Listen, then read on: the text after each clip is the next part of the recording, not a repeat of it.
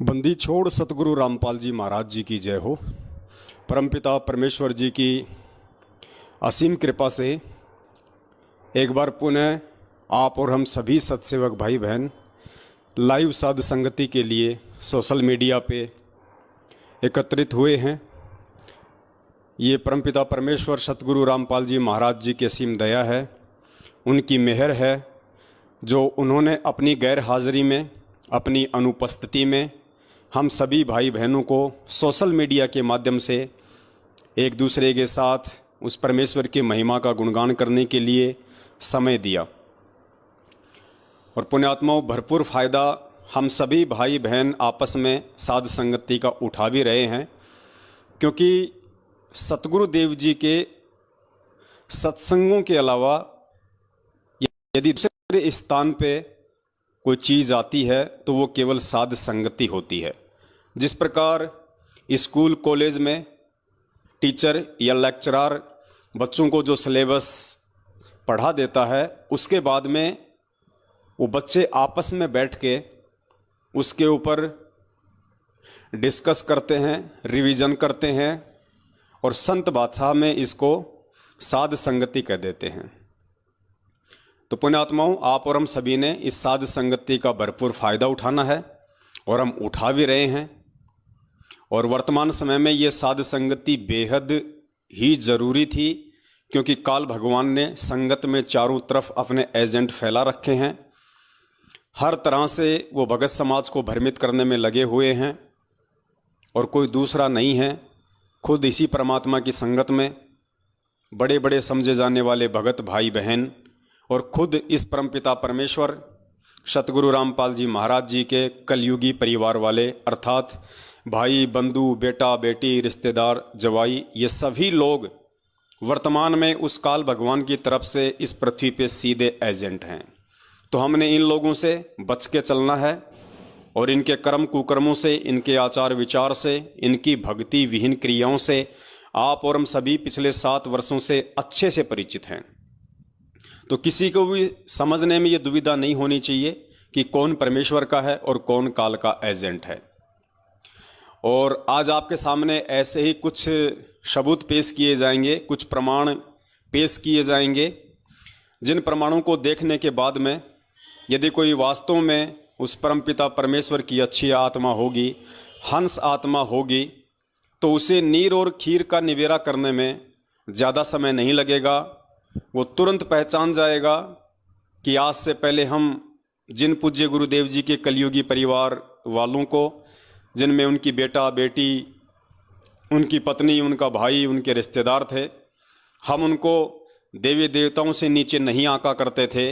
लेकिन इस ज्ञान आधार से अब पता चलेगा कि उन कलयुगी परिवार वालों की औकात तो एक जो सड़क छाप व्यक्ति होता है या जो मंदबुद्धि श्रेणी का जो व्यक्ति होता है, उससे भी गई गुजरी है आध्यात्मिक क्षेत्र में।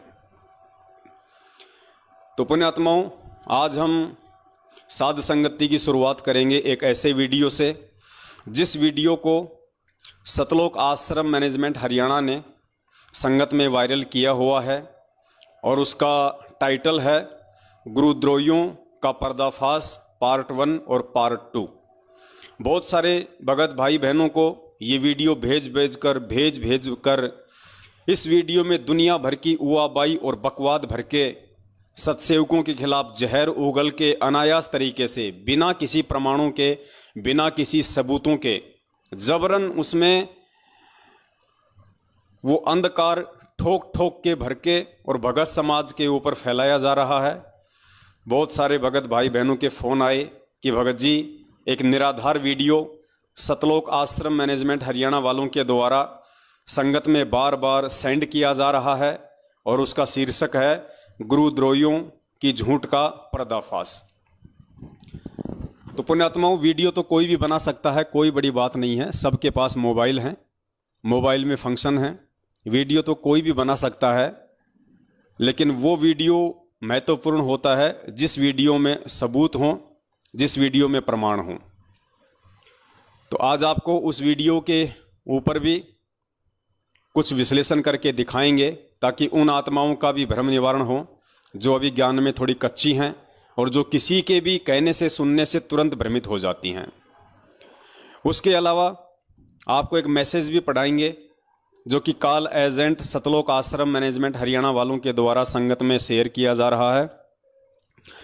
और इनके अधीन जितने भी चापलूस हैं, जितने भी फर्जी नामदान केंद्र वाले हैं, जितने भी कोऑर्डिनेटर हैं, स्टेट कोऑर्डिनेटर हैं, इन सभी लोगों की आज विशेष एक ड्यूटी लगा रखी है कि संगत वालों को सत्सेवकों से दूर रखो।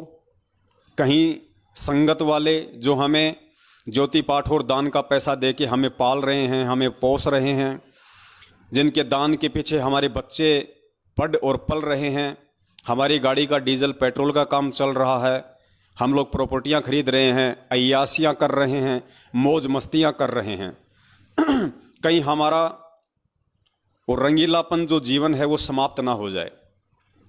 तो भगत समाज को भ्रमित करने के लिए तरह तरह के मैसेज इन चापलूसों के द्वारा संगत में वायरल किए जा रहे हैं। उनमें से एक मैसेज है, सतगुरुदेव जी की जय, अति आवश्यक सूचना। जैसा कि आप सभी जानते हैं कि सतगुरुदेव जी ने संजय तथा पवन को गुरुद्रोही घोषित कर रखा है। इसके बावजूद भी ये दोनों अपनी हरकतों से बाज नहीं आ रहे तथा भक्तों के पास नए नए तरीके अपनाकर गुमराह करने की कोशिश कर रहे हैं। उल्टा चोर कोतवाल को डांट रहा है। इसलिए आप सभी से प्रार्थना है कि आप जी को अगर इनका कोई भी मैसेज आपके फ़ोन पर या फिर सोशल मीडिया प्लेटफार्म पर बनी आपकी आईडी पर आता है तो उसे बिना पढ़े ही डिलीट कर दें और गलती से भी किसी अन्य भगत आत्मा के पास फॉरवर्ड ना करें। सतगुरुदेव जी ने हम सभी को ना तो ज्ञान में कच्चा छोड़ा है और ना ही भक्ति में। हम सभी नीचों पर दया करते हुए परमात्मा समय समय पर ऑडियो संदेश के माध्यम से सचेत करते रहते हैं। इसलिए आप खुद भी सतर्क रहें तथा अपने आसपास के सभी भक्तों को भी सतर्क करें। सत साहेब जी, बंदी छोड़ सतगुरु रामपाल जी भगवान की जय। देखो, भगवान शब्द और लगाते हैं संत रामपाल जी महाराज जी के आगे, जबकि मनाते हैं नालायक उनका जन्मदिन। गुरुद्रोही संजय तथा पवन से सावधान रहने के लिए सतगुरुदेव जी की ऑडियो, आपको ऑडियो भी सुनाएंगे बाद में वो कौन सी ऑडियो है। तो देखो पुण्यात्माओं, ये क्या हुआ भाई लिखते हैं। इसलिए आप सभी भक्तों से प्रार्थना है कि आप जी को अगर इनका कोई भी मैसेज आपके फ़ोन या फिर सोशल मीडिया प्लेटफार्म पर बनी आपकी आईडी पर आता है तो उसे बिना पढ़े ही डिलीट कर दें। यानी आप लोगों को अंधता में रखना चाहते हैं, आप लोगों को अंधेरे में रखना चाहते हैं, आप लोगों को मूर्खता में रखना चाहते हैं। ये नहीं चाहते कि आप लोग सत्यता से परिचित हो जाओ, ये नहीं चाहते कि आप लोगों को हकीकत का पता चले, आप लोगों को बरवाला कांड के पीछे की सच्चाई का पता चले और सतलोक आश्रम मैनेजमेंट हरियाणा के षड्यंत्र व उनके कुकर्मों का पता चले और इनका धार्मिक धंधा बंद हो जाए। क्योंकि इन लोगों का धार्मिक धंधा सिर्फ और सिर्फ संगत की मूर्खता और संगत के दान के पीछे चल रहा है। फिर आगे क्या लिखते हैं, सतगुरुदेव जी ने हम सभी को ना तो ज्ञान में कच्चा छोड़ा है और ना ही भक्ति में। अगर आपको पूरा विश्वास है कि गुरुजी ने ना ही तो आपको ज्ञान में कच्चा छोड़ा है और ना ही भक्ति में, तो फिर क्यों डर रहे हो भैया हमारी वीडियो देखने से? क्यों इतनी घबराहट हो रही है? क्यों तुम्हारे पसीने छूट रहे हैं? क्यों तुम्हारे कपड़े गीले हो गए ऊपर से लेकर नीचे तक कि पवन की वीडियो मत देखो, पवन की वीडियो मत देखो? फिर तुम्हें डर किस बात का है? अरे ये पवनदास अपने किसी भी सत्सेवक भाई को पिछले 7 साल से अगर कभी भी कहा हो एक बार भी कि सत्सेवक भाइयों आप मैनेजमेंट का कोई वीडियो मत देखो, कोई बात मत सुनो, कभी भी अगर इस दास ने कहा हो तो हमेशा ये दास अपने भगत भाई बहनों को और सर्व संगत को यही मैसेज देता है कि भैया हमें परमपिता परमेश्वर जी के वचन अनुसार चलना पड़ेगा, उनकी वाणियों के अनुसार हमें चलना पड़ेगा। और परमात्मा की वाणी कहती है कि कहे कबीर सोए जन मेरा, जो नीर खीर का करे निबेरा। जब तक मेरा भगत दोनों तरफ की बातें नहीं सुनेगा, दोनों तरफ के ऑडियो वीडियो नहीं देखेगा, तो वो कैसे निर्णय कर पाएगा कि सच क्या है और झूठ क्या है। लेकिन इन लोगों को भय है, इन लोगों को डर है अपने धार्मिक धंधे के नष्ट होने का, क्योंकि ये लोग हमारे वीडियो सबसे पहले देखते हैं, ये लोग हमारे मैसेज हमारे पोस्टर सबसे पहले पढ़ते हैं, उसके बाद ही तो ये लोग संगत को मना करते हैं। क्योंकि इन्हें पता है कि इन वीडियो को अगर संगत ने देख लिया तो संगत तुम्हारे जाल से सदा सदा के लिए मुक्त हो जाएगी। और आज जो तुम संगत के दान पे अय्यासियां कर रहे हो, रंग रेलियां मनाते हो, मौज मस्तियां कर रहे हो, खुले सांड की तरह हर प्रकार से तुम अपने खर्चे पूरे कर रहे हो, वो सारे धंधे तुम्हारे बंद हो जाएंगे। इसलिए ये लोग डरते हैं कि कोई पवन दास का वीडियो ना देख ले। तो पुण्यात्माओं, अब ये तो आप लोगों के हाथ में है, आप लोगों के स्वयं के विवेक के ऊपर निर्भर करता है कि आप लोगों ने परमपिता परमेश्वर जी की वाणी के अनुसार चलना है या किसी भी मूर्ख व्यक्ति के कह देने से अपने आध्यात्मिक जीवन को मोड़ना है। उसके बाद एक ज़बरदस्त ऑडियो आपको सुनाते हैं, आज 1 मिनट की है, बिल्कुल ज़बरदस्त ऑडियो है।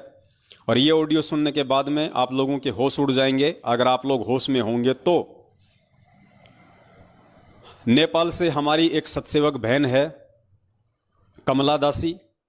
कमला दासी के साथ में एक बहन संपर्क में है मुन्नी दासी। कमला दासी के भगत जी हैं लेखनाथ जी। ये सभी भाई बहन लगभग पिछले 5 वर्षों से हम सत्सेवकों के साथ में जुड़े हुए हैं और तन मन धन से परमपिता परमेश्वर व उनकी भक्ति के प्रति समर्पित हैं। और पिछले 1-1.5 वर्ष से लगभग जो सत्सेवक बहन है हमारी नेपाल से कमला दासी, वो परमपिता परमेश्वर सतगुरु रामपाल जी महाराज जी को हर शनिवार के दिन भोग लगाती है। यानी शनिवार के दिन वो परमपिता परमेश्वर सतगुरु रामपाल जी महाराज जी को भोग प्रसाद लगाने के लिए देसी घी का हलवा बनाती है। जितने भी उनके परिवार के मेंबर हैं 2 या 3, उस हिसाब से 100 ग्राम 200 ग्राम वो हलवा बनाती है। मार्केट से सेब संतरे केले चीकू फल फ्रूट लेके आती है, थोड़े बहुत उनको साफ करती है और वो परमपिता परमेश्वर सतगुरु रामपाल जी महाराज जी को भोग लगाते समय वहाँ रखे जाते हैं। और एक 42 मिनट की भोग की आरती है, आप सब जानते हैं, यूट्यूब पे भी है, जो पाठ प्रकाश के सबसे लास्ट में जो बोली जाती है भोग की आरती, वो 42 मिनट की आरती है। उस आरती के साथ में वो हर शनिवार को परम पूज्य सतगुरुदेव जी को भोग लगाती है। बहुत अच्छी बात है, सभी ने लगाना चाहिए, क्योंकि भगत का और कोई मकसद है ही नहीं इस जीवन का सिवाय उस परमात्मा के नज़दीक रहने का। और इन तरीकों से बढ़िया और कोई तरीका नहीं हो सकता है परमपिता परमेश्वर के प्रति श्रद्धावान बने रहने के लिए, परमपिता परमेश्वर के प्रति समर्पित रहने के लिए। ये पवन दास भी लगभग पिछले 1.5 से 2 वर्षों से हर रविवार को पूज्य गुरुदेव जी को भोग लगाता है, ठीक उसी प्रकार जिस प्रकार कमला बहन लगाती है। देसी घी का हलवा बनता है हर रविवार को, क्योंकि रविवार को दास की छुट्टी रहती है काम की, दास रविवार को फ्री रहता है, इसलिए हम रविवार को करते हैं। हो सकता है कमला बहन शनिवार को फ्री रहती हों तो कमला बहन शनिवार को करती हैं। वैसे डे कोई फिक्स नहीं होता इस भक्ति मार्ग में कि आपने रविवार को लगाना है या आपने शनिवार को लगाना है। जैसी आपका काम धंधा है, जैसी आपको फुर्सत है, उस अनुसार आप किसी भी दिन परमपिता परमेश्वर जी को भोग लगा सकते हैं। समय भी कोई निश्चित नहीं है, आप जब चाहें जैसे चाहें परमेश्वर को भोग लगा सकते हैं। तो दास तो पिछले 2 वर्षों से रेगुलर हर रविवार को परम पूज्य सतगुरु रामपाल जी महाराज जी को देसी घी के हलवे का भोग लगाता है और 42 मिनट की आरती पूरा परिवार बैठ के करता है। कमला बहन शनिवार को करती है, देसी घी का भोग लगाती है और जैसी उनकी आर्थिक स्थिति है, जैसी उनकी श्रद्धा है गुरुदेव के प्रति, वैसे मार्केट से वो अपने फल फ्रूट वगैरह लाके एक थाली में रख के और उनको साफ करके गुरुदेव के दरबार में रख देती है। पूरा का पूरा परिवार और अन्य जो भगत भाई बहन होते हैं वो भी आ जाते हैं और शनिवार को बैठ के परमेश्वर की आरती का आनंद लेते हैं, मालिक के बिल्कुल नज़दीक रहते हैं, हमारे भाव बने रहते हैं, हमारी श्रद्धा बनी रहती हैं। ये तो सब ने करना चाहिए संगत में। और जयपुर से जो अपने कजोड़ भगत जी हैं वो भी हर रविवार को परमपिता परमेश्वर जी को सहपरिवार भोग लगाते हैं। और शायद जयपुर से हमारे रूपदास भगत जी हैं, जहाँ तक दास को आइडिया है, वो भी परमेश्वर को रविवार को ही भोग लगाते हैं। या बहुत सारी बार आपस में वो दोनों सहपरिवार एक जगह भी परमेश्वर को भोग लगाते हैं, क्योंकि वो दोनों आसपास में रहते हैं। तो ये तो पुण्यात्माओं सब ने लगाना चाहिए। और दास तो ये कहेगा कि अगर कोई भाई बहन अगर फ्री है, जिसको कोई काम धाम नहीं है और जिसकी आर्थिक स्थिति अच्छी है, वो तो रोज लगाओ परमेश्वर को भोग। उसको तो रोज लगाना चाहिए अपने मालिक को 42 मिनट की आरती के साथ में भोग। 42 मिनट की आरती है जिसके लास्ट में परमेश्वर का शब्द आता है, आज लग्या साहिब को भोग दिन के टुकड़े पानी का, कोई जगह पुरबला भाग। ये इतनी अच्छी वाणी है परमात्मा की, इतना अच्छा शब्द है परमेश्वर का, और पूरी 42 मिनट की ऐसी आरती है कि आपका ध्यान कहीं नहीं भटकता। हर शब्द आपकी आत्मा को छूता है, एक विशेष आत्मिक अनुभव, आत्मिक शांति, आत्मिक आनंद उस आत्मा को प्राप्त होती है जब वो परमपिता परमेश्वर को देसी घी के हलवे के साथ या फल फ्रूट के साथ में जब सह परिवार बैठ के या जैसे भी वो भोग लगाता है। तो बहन पिछले 1.5 साल से पूज्य गुरुदेव जी को भोग लगा रही है, क्योंकि भाई हमारा परमात्मा हमारा पूज्य गुरुदेव है, हमारा भगवान, हमारा इष्ट, हमारा देव, हमारा महादेव, हमारी जगदम्बा, हमारा जगदीश, हमारा भाई, हमारी माता, हमारे पिता, हमारे बंधु, हमारे रिश्तेदार, हमारे दुख सुख का साथी, हमारे कष्टों को हरने वाला, विघ्नों को दूर करने वाला, संकटों को हरने वाला, हमारा साथी, हमारा संगी, हमारा सब कुछ परम पूज्य सतगुरु रामपाल जी महाराज जी हैं। तो हम उनका भोग नहीं लगाएंगे तो फिर हम किसका भोग लगाएंगे? और जैसी आपकी श्रद्धा है, जैसे आपके भाव हैं, जैसा उस परमपिता परमेश्वर ने आपको इस व्यस्त सांसारिक जीवन में समय दिया हुआ है, आप जी चाहें तो परमेश्वर को रोज भोग लगाइए, आपको कोई मना नहीं करने वाला। और गुरुदेव आपसे उतना ही प्रसन्न होंगे, क्योंकि परमात्मा तो चाहते यही है कि ये बच्चे मेरे से किसी भी बहाने जुड़े रहें। तो पुण्यात्माओं, पिछले 1.5 साल से कमला बहन नेपाल से परमेश्वर को भोग लगा रही है, और भोग लगाने के बाद में वो वीडियो बनाती है पूरा, और उस वीडियो को अपने YouTube चैनल पे भी डाल देती है, वैसे भी सोशल मीडिया पे डाल देती है। लेकिन नेपाल के जो कोऑर्डिनेटर हैं या नेपाल का जो स्टेट कोऑर्डिनेटर है, उन लोगों को ये सब अच्छा नहीं लगता। उन लोगों को बिल्कुल भी अच्छा नहीं लगता कि संत रामपाल जी महाराज जी को कोई भोग लगाए। और संत रामपाल जी महाराज जी की इतनी श्रद्धा से, इतनी तन्मयता से, इतना विश्वास के साथ नेपाल में कोई भगत भक्ति करे, उसको ये बात बिल्कुल भी रास नहीं आती है। तो उस चुगलखोर व्यक्ति ने बगैर कमला दासी से बातचीत किए इस विषय पे कि भाई तू क्यों भोग लगाती है, और बातचीत करे तो वो नालायक व्यक्ति वो किस मुंह से बात करे। उसको खुद को पता था कि मैं क्या कहूंगा, कि गुरुजी को भोग मत लगा, ये कहूंगा मैं उसको, उससे अच्छा तो मेरे डूब के मर जाना अच्छा है। तो अंदर ही अंदर शर्मिंदा होते हुए और बिना कोई बातचीत हमारी कमला बहन से किए उसने डायरेक्ट उस नेपाल के चुगलखोर व्यक्ति ने और हिंदुस्तान की एक चुगलखोर औरत के पास फोन किया। हिंदुस्तान की चुगलखोर औरत कौन? परमपिता परमेश्वर सतगुरु रामपाल जी महाराज जी की कलयुगी बेटी मंजू। क्योंकि देखो पुण्यात्माओं, चुगलखोर को चुगलखोर ही कहा जाएगा और चुगलखोरनी को चुगलखोरनी ही कहा जाएगा, क्योंकि हम तो परमेश्वर के वचन पे, उनकी वाणियों पे चलने वाले भगत हैं, व्यक्ति हैं। तो हमें इसमें ना कोई संशय होती है, ना हमें कोई भय लगता है, ना हमें किसी का कोई डर है। क्योंकि पूज्य गुरुदेव जी ने हमें यही सिखाया कि बेटा, साचा शब्द कबीर का प्रकट किया जगमाही, और जैसे को तैसा कहे सो तो निंदा नाही। अगर बेटा तू चुगलखोर को चुगलखोर कहता है तो उसमें निंदा चुगली नहीं, तू सही कह रहा है। अगर तू डाकू को डाकू कह रहा है तो सही कह रहा है। अगर तू भगोड़े को भगोड़ा कह रहा है तो इसमें कोई निंदा चुगली नहीं होती है। तो हमें तो परमेश्वर के ज्ञान आधार से चलना है, और हम चल भी रहे हैं। तो नेपाल के उस महाचुगलखोर व्यक्ति अर्थात वहाँ के कोऑर्डिनेटर या स्टेट कोऑर्डिनेटर ने हिंदुस्तान की एक चुगलखोरनी औरत परम पूज्य सतगुरु रामपाल जी महाराज जी की कलयुगी बेटी मंजू को फोन किया, और उस चुगलखोरनी औरत ने भी हमारी कमला बहन से कोई बातचीत नहीं की, क्योंकि उसको भी पता है कि मैं किस मुंह से बात करूंगी, क्या कहूंगी मैं, कि परमेश्वर का भोग मत लगाओ। लेकिन पुण्यात्माओं, काल भगवान का इतना प्रेशर है इन काल एजेंटों के ऊपर, इन्होंने इस बात की भी, इस उत्तम कर्म की भी, इस उत्तम आध्यात्मिक कर्म की भी शिकायत लगा दी परमपिता परमेश्वर सतगुरु रामपाल जी महाराज जी से।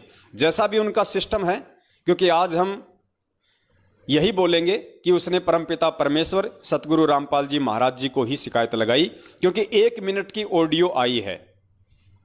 बाकी हम तो इन ऑडियो में विश्वास नहीं करते हैं, ये किसकी है, कहाँ से आती है, हमें इन ऑडियो से कोई लेना देना नहीं होता है। हमारे लिए तो ये ऑडियो बेसलेस हैं, निरर्थक हैं, कूड़े के कचरे की तरह हैं, क्योंकि हमें तो परमेश्वर ने ऑडियो आधार से नहीं बल्कि सत्संग आधार से चलना सिखाया है भक्ति मार्ग पे, यदि सफल होना है तो। लेकिन चलो, जो लोग इन ऑडियो को पूज्य गुरुदेव जी की मानते हैं, तो हम पूज्य गुरुदेव जी का नाम लेके ही चलेंगे, ताकि आप लोग अच्छे से समझ पाओगे।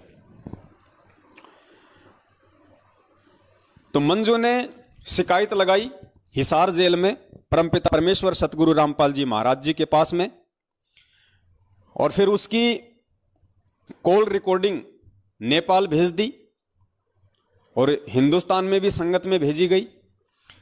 तो पुण्यात्माओं, सबसे पहले आपको ये ऑडियो सुनाते हैं, आप जी ऑडियो को ध्यान से सुनना।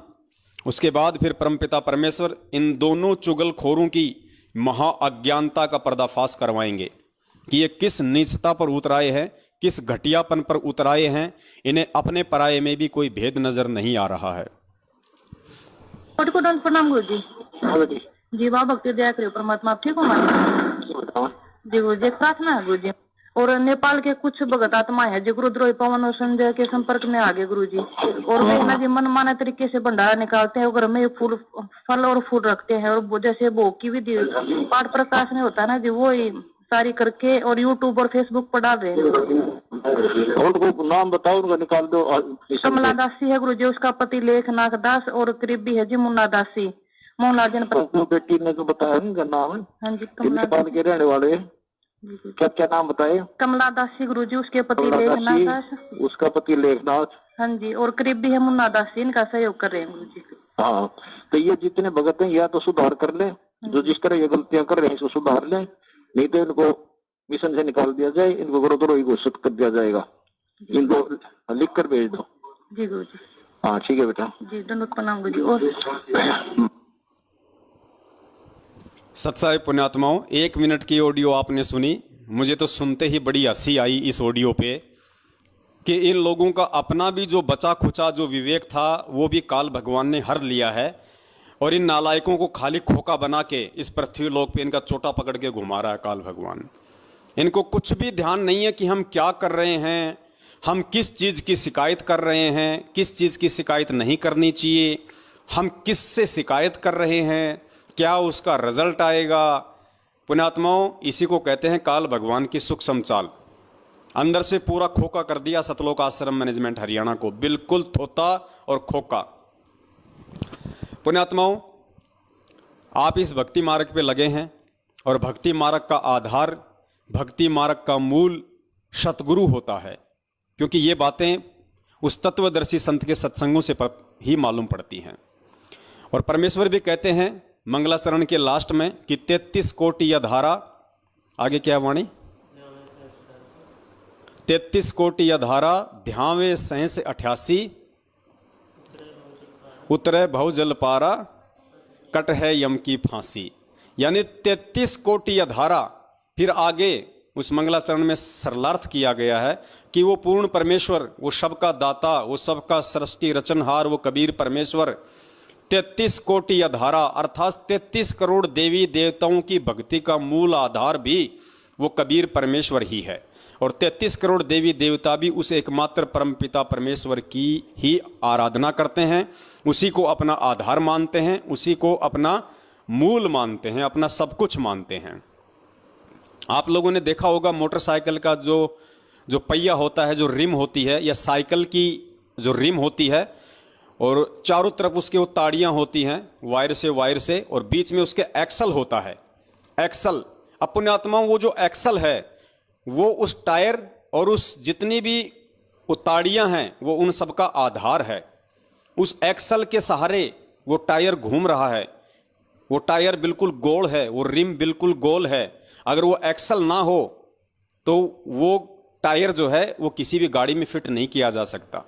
इसी प्रकार ये जो पूर्ण परमेश्वर हैं, जो वर्तमान में सतगुरु रामपाल जी महाराज जी के रूप में धरती पे प्रकट हैं, ये उस एक्सल की तरह इस सकल सृष्टि का आधार है। जितने भी देवी देवता हैं, ब्रह्मा विष्णु महेश हैं, काल है, दुर्गा है, ये अपनी भक्ति का मूल आधार, अपना मूल केवल उस परमपिता परमेश्वर को ही मानते हैं।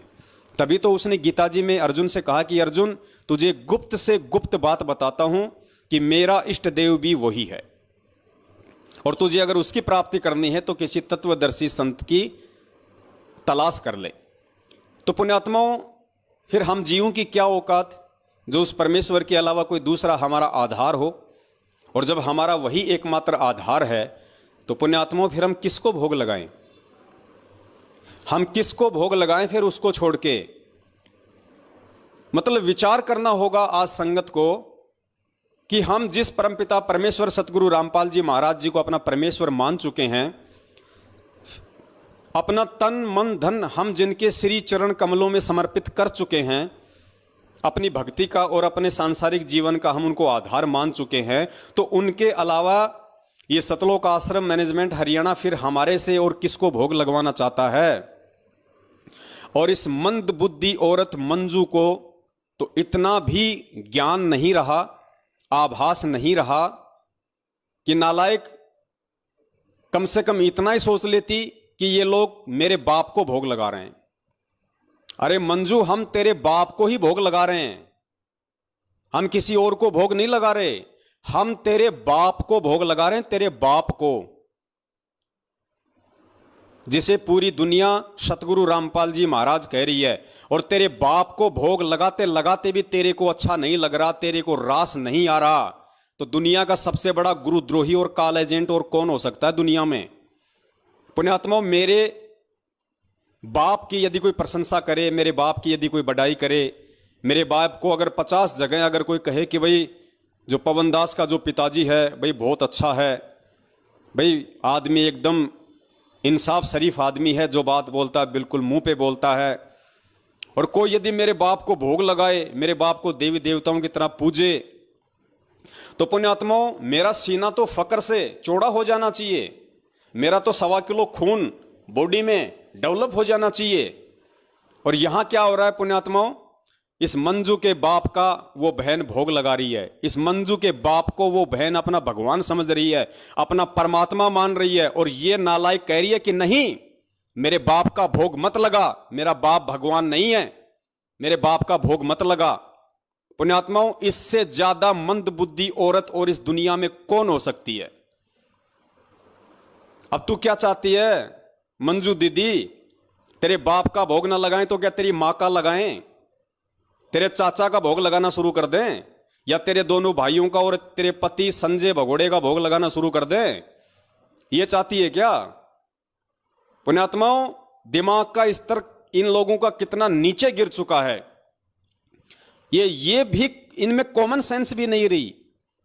ये कम से कम इतना तो सोचती है प्रार्थना लगाते समय कि नेपाल की जो सत्सेवक बहन है कमला दासी, वो किसका भोग लगा रही है, किसको भोग लगा रही है, उस भोग की थाली के सामने फोटो किसकी रखी है?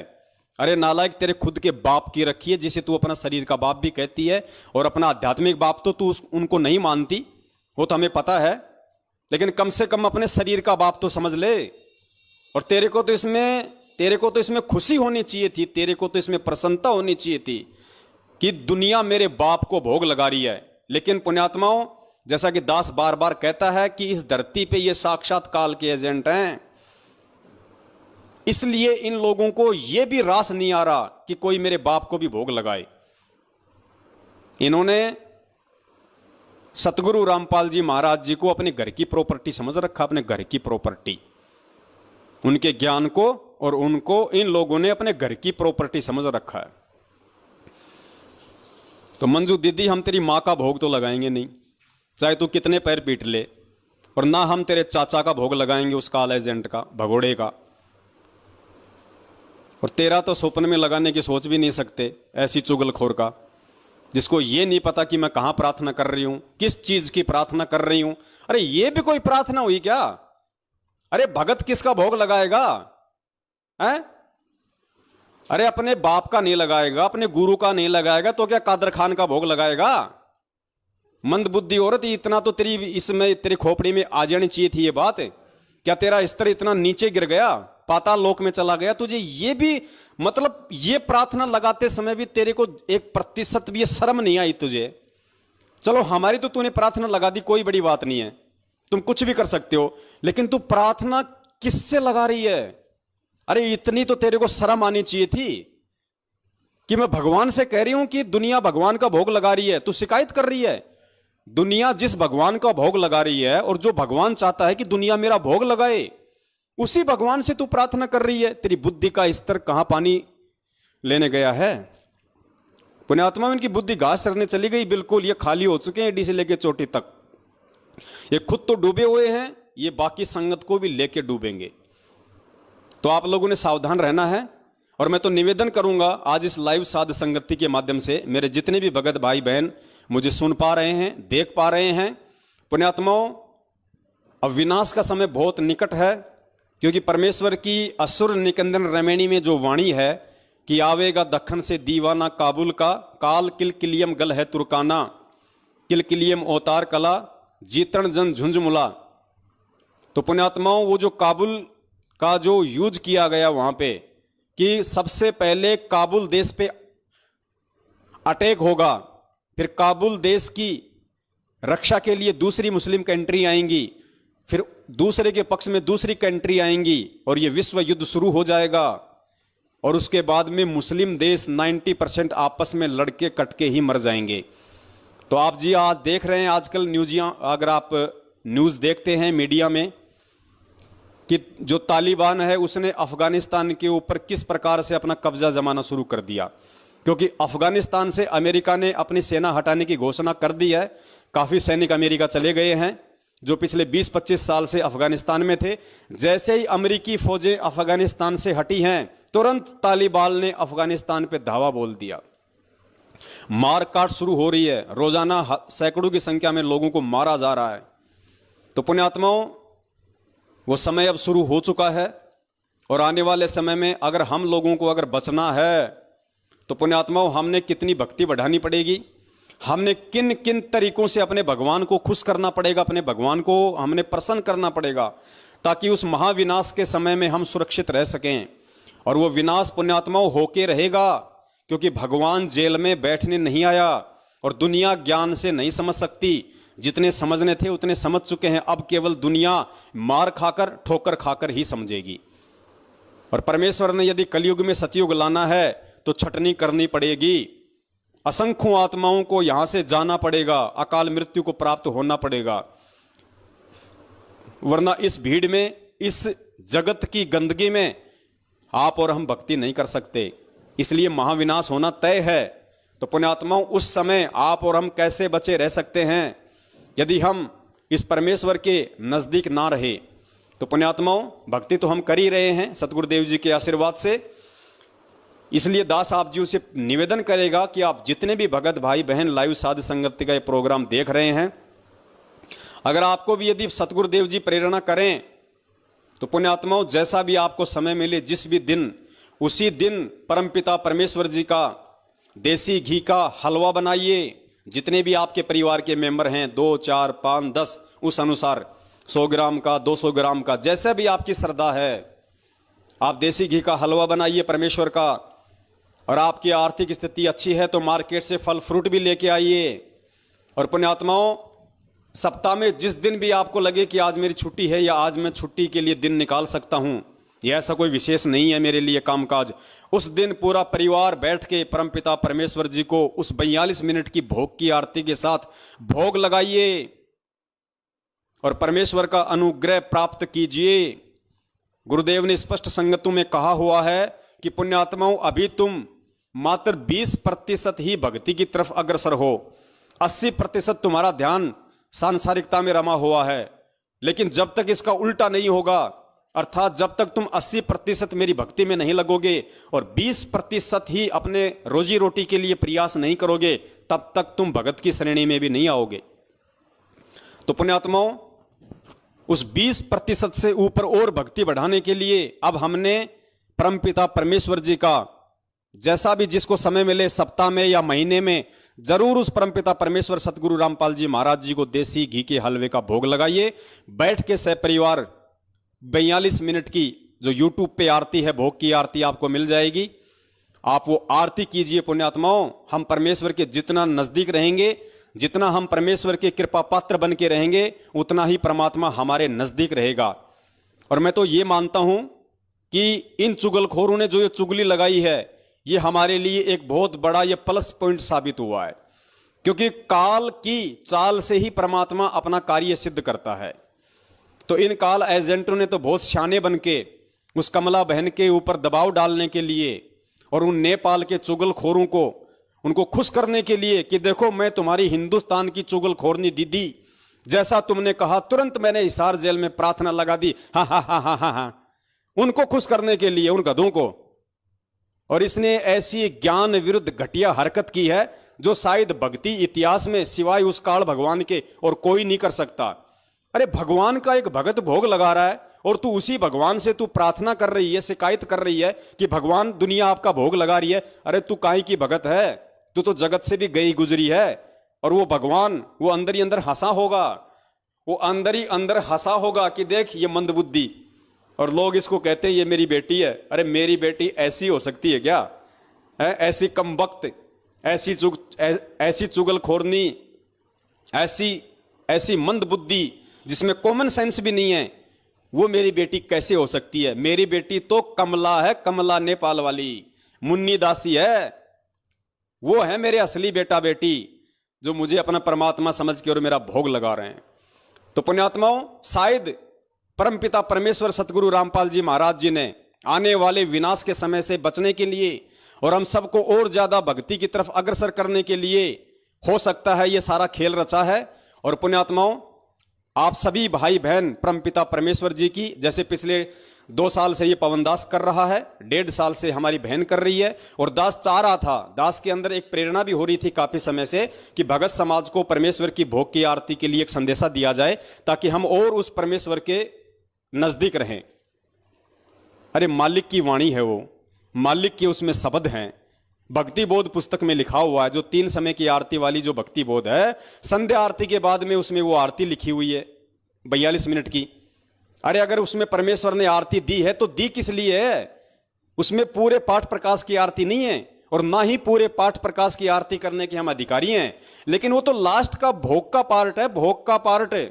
खुद उस परमपिता परमेश्वर सतगुरु रामपाल जी महाराज जी ने 3 समय की आरती के बाद में उसमें लिखवाया है ताकि मेरे बच्चे कॉमन सेंस से इस बात को समझें और परमेश्वर की भोग की आरती भी करें। तो पुण्यात्माओं, शुरू कर दीजिए। यह परमेश्वर की तरफ से एक बहुत बड़ा संकेत, एक बहुत बड़ा एक इशारा आप सत्सेवक भाई बहनों के लिए है, क्योंकि पुण्यात्माओं बचना आप और हमने है, क्योंकि हमने भक्ति करनी है। और जिसको ये ज्ञान ही नहीं है कि भक्ति क्या है, भगवान क्या है, हम क्या कर रहे हैं, हम क्या नहीं कर रहे, उन काल एजेंटों को क्या मतलब, क्या पता वो 3 समय की आरती भी करते हैं कि नहीं करते। जिस मंजू को भोग की आरती से इतनी नफरत है, पुण्यात्माओं सोचो वो 3 समय की आरती कहां करती होगी। और सोचिए वो औरत कहां संत रामपाल जी महाराज जी को अपना भगवान समझती होगी। भगवान तो सौपन में भी नहीं, अपना वो गुरु भी नहीं समझती है, गुरु भी नहीं समझती है। अगर अपना शरीर का बाप समझती तो भी उसको ये सुन के बड़ी प्रसन्नता होती कि नेपाल से कोई बहन है जो मेरे बाप का भोग लगा रही है, मेरे बाप को भगवान तुल्य मान रही है। उसको तो खुशी होनी चाहिए थी, और वो मंदबुद्धि उल्टी शिकायत लगा रही है। और 70% संगत ऐसे बिना सींग के गधों के ऊपर भेड़ चाल में मस्त हो रहे हैं। पुण्यात्माओं, कहां तो तुम जाओगे और कहां वो जाएंगे, अपना निर्णय तुम खुद कर लेना। दास का तो काम था ये संदेश आप लोगों को देना, दास ने दे दिया, बाकी आप जानो, आपका काम जाने। हम सत्सेवक तो इसी तरीके से परमेश्वर के ही भोग की आरती करेंगे, इसी तरीके से करेंगे परमेश्वर की भोग की आरती, ऐसे ही करेंगे। लगाओ तुम रोज शिकायत, लगाओ तुम रोज प्रार्थना। परमेश्वर तो हमें फल फूल रहा है, परमेश्वर तो हमें फल और फूला रहा है तुम्हारी आंखों के सामने। तुम लोगों का तो खून जल गया सारा पिछले 7 साल से, चुगलियां करते करते, शिकायतें लगाते लगाते, और हम सत्सेवकों को परमेश्वर ने अपनी पलकों पे रखा हुआ है। दिन 2 गुना रात 4 गुना परमेश्वर हमारे को वर्दी दे रहे हैं, हमारे को भक्ति धन दे रहे हैं, परमात्मा अपना आशीर्वाद लौटा रहे हैं। अरे कोरोना में तुम मरे हो, सत्सेवक नहीं मरा कोई भी। मैनेजमेंट के 300-400 लोग मरे सारनामी सतनामी कोरोना से, एक भी सत्सेवक अगर मरा हो कोरोना से तो बता दो, कोई भी कहीं भी एक भी मरा हो तो परमात्मा किसके साथ में है? तुम जैसे काल एजेंटों के साथ में है या हम जैसे सत्सेवकों के साथ में है? ये कॉमन सेंस की बात है, लेकिन तुम गधों को समझ में नहीं आएंगी ये बातें। तुम काल एजेंटों के पल्ले पड़ने वाली नहीं है। तुम्हारी तो काम, तुम्हारी सेवा जो काल भगवान ने लगा रखी है, तुम केवल वही करोगे, उससे ज्यादा तुम्हारा दिमाग काम कर ही नहीं सकता है। तो पुण्यात्माओं, ये था भोग की आरती को लेके, और शायद आप लोगों को भी खूब हंसी आई होगी और आप लोगों को रोना भी आया होगा इनकी मंदबुद्धिता पे, इनकी नालायकी पे। तो पुण्यात्माओं, अब हम आगे बढ़ते हैं और आज का हमारा जो विषय है कि सतलोक आश्रम मैनेजमेंट हरियाणा ने जो एक वीडियो संगत में वायरल किया हुआ है कि गुरुद्रोहियों की झूठ का पर्दाफाश, तो इन्होंने तो अपनी उआबाई, अपनी गंद इसमें डाल दी, संगत के सामने पेश कर दी। जो मंदबुद्धि था वो तो खा गया उस धुआं को, और जिसको परमेश्वर ने सद्बुद्धि बख्श रखी थी उस आत्मा ने उसको देखा और देख के फिर दास के पास भेजा कि भगत जी थोड़ा सा इस वीडियो पे विश्लेषण कीजिए, ये संगत में काफी वायरल किया जा रहा है, क्योंकि आजकल संगत तेजी से जाग रही है। और जब जब ये संगत तेजी से जागती है तो मैनेजमेंट ऐसी ही मनमानी और घटिया हरकतों पे उतर आता है। तो पुण्यात्माओं, हम सत्सेवकों का काम है कि आपको दोनों तरफ की बातों से हम अपडेट रखें। तो हम आपको वो वीडियो भी सुनाएंगे, हो सकता है आपने सुन भी रखा होगा, और जिन भाइयों ने नहीं सुना वो भी इस वीडियो को सुने, क्योंकि हम तो खुद चला के आपको इनको वीडियो दिखाएंगे, आपको सुनाएंगे, तभी तो आप निर्णय करोगे। अगर मैं ही आपको बोल दूं अपनी तरफ से और आपको यदि मैं वो मैनेजमेंट वाला वीडियो ना दिखाऊं जो इन्होंने संगत में वायरल कर रखा है, तो आप कैसे समझ पाओगे कि क्या सही है और क्या गलत है? आप तो यही कहोगे कि पवन दास तो अपनी तरफ से बोल रहा है। लेकिन पुण्यात्माओं, हम सत्सेवक है और ये भक्ति मार्ग गुरुजी ने बताया निष्पक्ष होके चलने का है, पक्ष और विपक्ष से दूर निष्पक्ष होके। तो आपको साथ में इन लोगों का वीडियो दिखाऊंगा, उसके बाद में फिर ज्ञान आधार से परमात्मा इस पे विश्लेषण करवाएंगे। तो सुनिए इनकी गदर फिल्म का पार्ट 3। सभी भक्तों को सच्चाई। हमने पिछली वीडियो के माध्यम से आपको सच्चाई से परिचित कराने की कोशिश की कि किस तरह कुछ तथाकथित सत्सेवक जिनको सदगुरुदेव संत रामपाल जी महाराज ने गुरुद्रोही घोषित किया हुआ है, वो झूठ पर झूठ बोलते आ रहे हैं। यह बात स्पष्ट हो चुकी है कि संजय दिल्ली व पवन जयपुर तथा जो भी इनके साथ समर्थन में है, उनको सदगुरुदेव जी ने गुरुद्रोही घोषित किया हुआ है। आज समाज में जिसको भी यह पता चल जाता है कि केवल संत रामपाल जी महाराज ही इस संसार से मुक्ति दिला सकते हैं और सतलोक ले जा सकते हैं, फिर चाहे वो सत्संग देखकर समझे हों या पुस्तक पढ़कर, वह नामदान केंद्र पर आकर नाम उपदेश ले लेते हैं। लेकिन दुख तब होता है जब संत रामपाल जी महाराज की हरी भरी बगिया को ये गुरुद्रोही नामक खराब करते हैं। एक तरफ तो हम यह कह रहे हैं कि मोक्ष केवल संत रामपाल जी महाराज ही करा सकते हैं और वही बंदी छोड़ है, इसलिए हम सभी भगत उनका बंदी छोड़ सदगुरु रामपाल जी महाराज के नाम से जयकारा लगाते हैं। दूसरी तरफ ये गुरुद्रोही कह रहे हैं कि सदगुरुदेव जी को षड्यंत्र के तहत फंसा दिया गया। अब पुण्यात्माओं, यही सबसे बड़ा पॉइंट है जो इन्होंने इन वीडियो में रखा है। इनके पास और तो कोई प्रूफ है नहीं हमारे खिलाफ, और तो कोई सबूत है नहीं सिवाय उआबाई के। तो इन्होंने ये जो 4 मिनट का वीडियो बनाया था, इसमें इनका सबसे पहला जो आरोप है, सबसे पहला जो दोषारोपण है हम सत्सेवकों के ऊपर, या यूं कह लीजिए मुझ पवन दास के ऊपर, वो इन्होंने ये लगाया है कि भाई एक तरफ तो ये लोग ये कहते हैं कि परमात्मा तो जो है वो बंदी छोड़ है, और दूसरी तरफ कहते हैं कि परमात्मा को सतलोक आश्रम मैनेजमेंट हरियाणा वालों ने एक षड्यंत्र के तहत फंसाया है। और फिर ये कह रहे हैं कि बताओ पुण्यात्माओं, परमात्मा को षड्यंत्र के तहत कौन फंसा सकता है? अब पुण्यात्माओं, दास ने अनेकों बार ये शब्द कहे हैं। जो बातें सही हैं, जो सत्य है, वो मैं स्वीकार करूंगा। बिल्कुल मैं पिछले 7 साल से यही कहता आ रहा हूं कि परमपिता परमेश्वर सतगुरु रामपाल जी महाराज जी को बरवाला कांड के तहत काल एजेंट सतलोक आश्रम मैनेजमेंट हरियाणा अर्थात राष्ट्रीय समाज सेवा समिति ने, जिनमें उनका भाई, बेटा, बंधु, जवाई, रिश्तेदार और कुछ मूर्ख टाइप के लोग थे, जिन्होंने अपनी मनमानी घटिया हरकतों के चलते और महेंद्र जैसे शीर्ष लोगों ने प्रशासन के साथ मिलके एक सोची समझी साजिश के तहत, एक चाल के तहत गुरुजी के खिलाफ षड्यंत्र रचा और गुरुजी को फंसाया। बिल्कुल मैं अपने इस बात पे कायम हूं, मैं झूठ नहीं बोलूंगा, क्योंकि झूठ बोलना दुष्टों का काम होता है, काल एजेंटों का काम होता है, सत्सेवकों का नहीं होता है। अगर मैंने ये बात कही है कि पूज्य गुरुदेव जी को षड्यंत्र के तहत फंसाया गया है, तो इस चीज को मैं साबित भी करूंगा और मैंने साबित भी किया है। और पुण्यात्माओं, दास ने फिर अपने वीडियो में यह भी जिक्र किया है कि भाई वो परमात्मा है, सारी सृष्टि का रचनहार है, जिसके आधे बाल पे पूरी सृष्टि नहीं है। वो परमात्मा सतगुरु रामपाल जी महाराज जी हैं, जिनको बरवाला कांड के तहत फंसाया गया है। अब आप लोगों को ये बातें कैसे समझ में आएंगी, इस चीज को हम ज्ञान आधार से समझेंगे कि एक जीव भी परमात्मा को कैसे फंसा सकता है। पुण्यात्माओं, परमात्मा अपने वास्तविक स्वरूप में नहीं है। परमात्मा अपनी वास्तविक जो समर्थता है, अपनी वास्तविक जो पावर है, परमात्मा उसको नहीं दिखा रहा है। परमात्मा एक आम व्यक्ति की भूमिका में है, आप और हमारी तरह। और यही परमात्मा आज से 650 साल पहले एक आम व्यक्ति की भूमिका में आया था, वैदिक नाम जिनका कबीर। तो वो परमात्मा आज से 650 साल पहले हम सभी जानते हैं कि वो परमेश्वर कबीर दास के रूप में इस धरती पे आए हुए थे, आप और हमारी तरह एक मानव शरीर धारण करके। और पुण्यात्माओं, उस समय उस परमेश्वर को अपने जैसा एक मानव जानकर, अपने जैसा मानव शरीरधारी ही समझकर, अपने जैसा एक व्यक्ति ही समझकर, आप सबको अच्छे से पता है कि उनके साथ में कैसे कैसे षड्यंत्र किए गए, कैसी कैसी साजिशें उनके खिलाफ रची गई। चलिए मान लेते हैं, शेख तकी तो उस परमात्मा का भगत नहीं था, वो तो जगत वाला था। क्या सिकंदर लोदी भी उस परमात्मा का भगत नहीं था? सिकंदर लोदी को परमात्मा ने प्रत्यक्ष चमत्कार दिखाए। उसको जो चर्म का रोग था, उसको जो जलन का रोग था, परमेश्वर ने आशीर्वाद मात्र से ठीक किया। उसकी आंखों के सामने रामानंद जी की कटी हुई जो गर्दन थी उसको वापस जोड़ा और वो परमात्मा का शिष्य बना।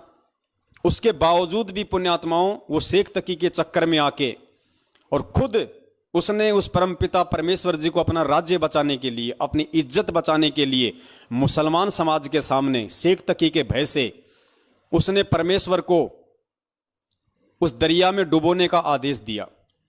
परमात्मा को 8 पहर तक डुबोने की कोशिश की गई, गोलियां मारी गई, तीर मारे गए, भाले मारे गए, लेकिन परमात्मा नहीं डूबे। तो परमेश्वर को उन्होंने अपनी सूझबूझ से कि आ जाओ आ जाओ आ जाओ, आप तो भगवान हो, आ जाओ आ जाओ। जैसे ही परमात्मा बाहर आए, तुरंत उस सिकंदर लोदी ने, ये मैं गुरुदेव के सत्संगों की बात कह रहा हूं, तुरंत उसी भगत ने, उसी शिष्य ने, उसी सिकंदर लोदी ने अपने हाथों से दुनिया को खुश करने के लिए कबीर साहिब जी के गले में बेड़ी डाली। कबीर साहिब जी को बेड़ियों में जकड़ा और खूनी हाथी के नीचे उनको कुचलवाने के लिए उनको दिल्ली लाया गया।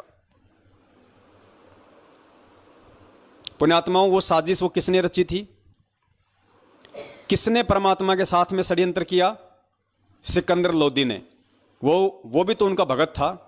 तो पुण्यात्माओं, कहने का मतलब यह है, परमात्मा किसी के साजिशों का शिकार नहीं होता, परमात्मा किसी के षड्यंत्रों का शिकार नहीं होता, लेकिन एक जीव वो उस परमात्मा को अपने जैसा जीव समझ के, अपने जैसा मानव समझ के, अपने जैसा सामान्य व्यक्ति या एक संत समझ के, अपनी घटिया सोच से और काल प्रेरित बुद्धि से वो ऐसी घटिया हरकतें उस परमात्मा के साथ में जरूर कर सकता है। और वो घटिया हरकत 650 साल पहले भी की लोगों ने, और वो घटिया हरकत बरवाला कांड के माध्यम से सतलोक आश्रम मैनेजमेंट हरियाणा ने भी उस परमपिता परमेश्वर को फंसाने की। और यदि ये सतलोक आश्रम मैनेजमेंट हरियाणा गुरुदेव को नहीं फंसाना चाहता था, या इन्होंने नहीं फंसाया, या इन्होंने ऐसा कोई फंसाने की नहीं सोची, तो आपने आज से 3 दिन पहले दास ने जो वीडियो बनाया था और आपको जो महेंद्र का इंटरव्यू दिखाया था, जिसमें खुद उनका भाई सरेआम बरवाला कांड से 2 दिन पहले मीडिया के सामने वहां कह रहा है, जहां 20,000 पुलिस फोर्स खड़ी है, कि हमने संत रामपाल जी महाराज जी को परसों ही स्वास्थ्य इलाज के लिए बाहर हॉस्पिटल में शिफ्ट कर दिया, वो आश्रम में नहीं है। पुण्यात्माओं, ये सोची समझी साजिश के तहत ये इंटरव्यू दिया गया था, जबरन उस परमेश्वर को फंसाने के लिए, आश्रम पे पुलिस के द्वारा जबरन हमला करवाने के लिए एक सोची समझी साजिश थी ये।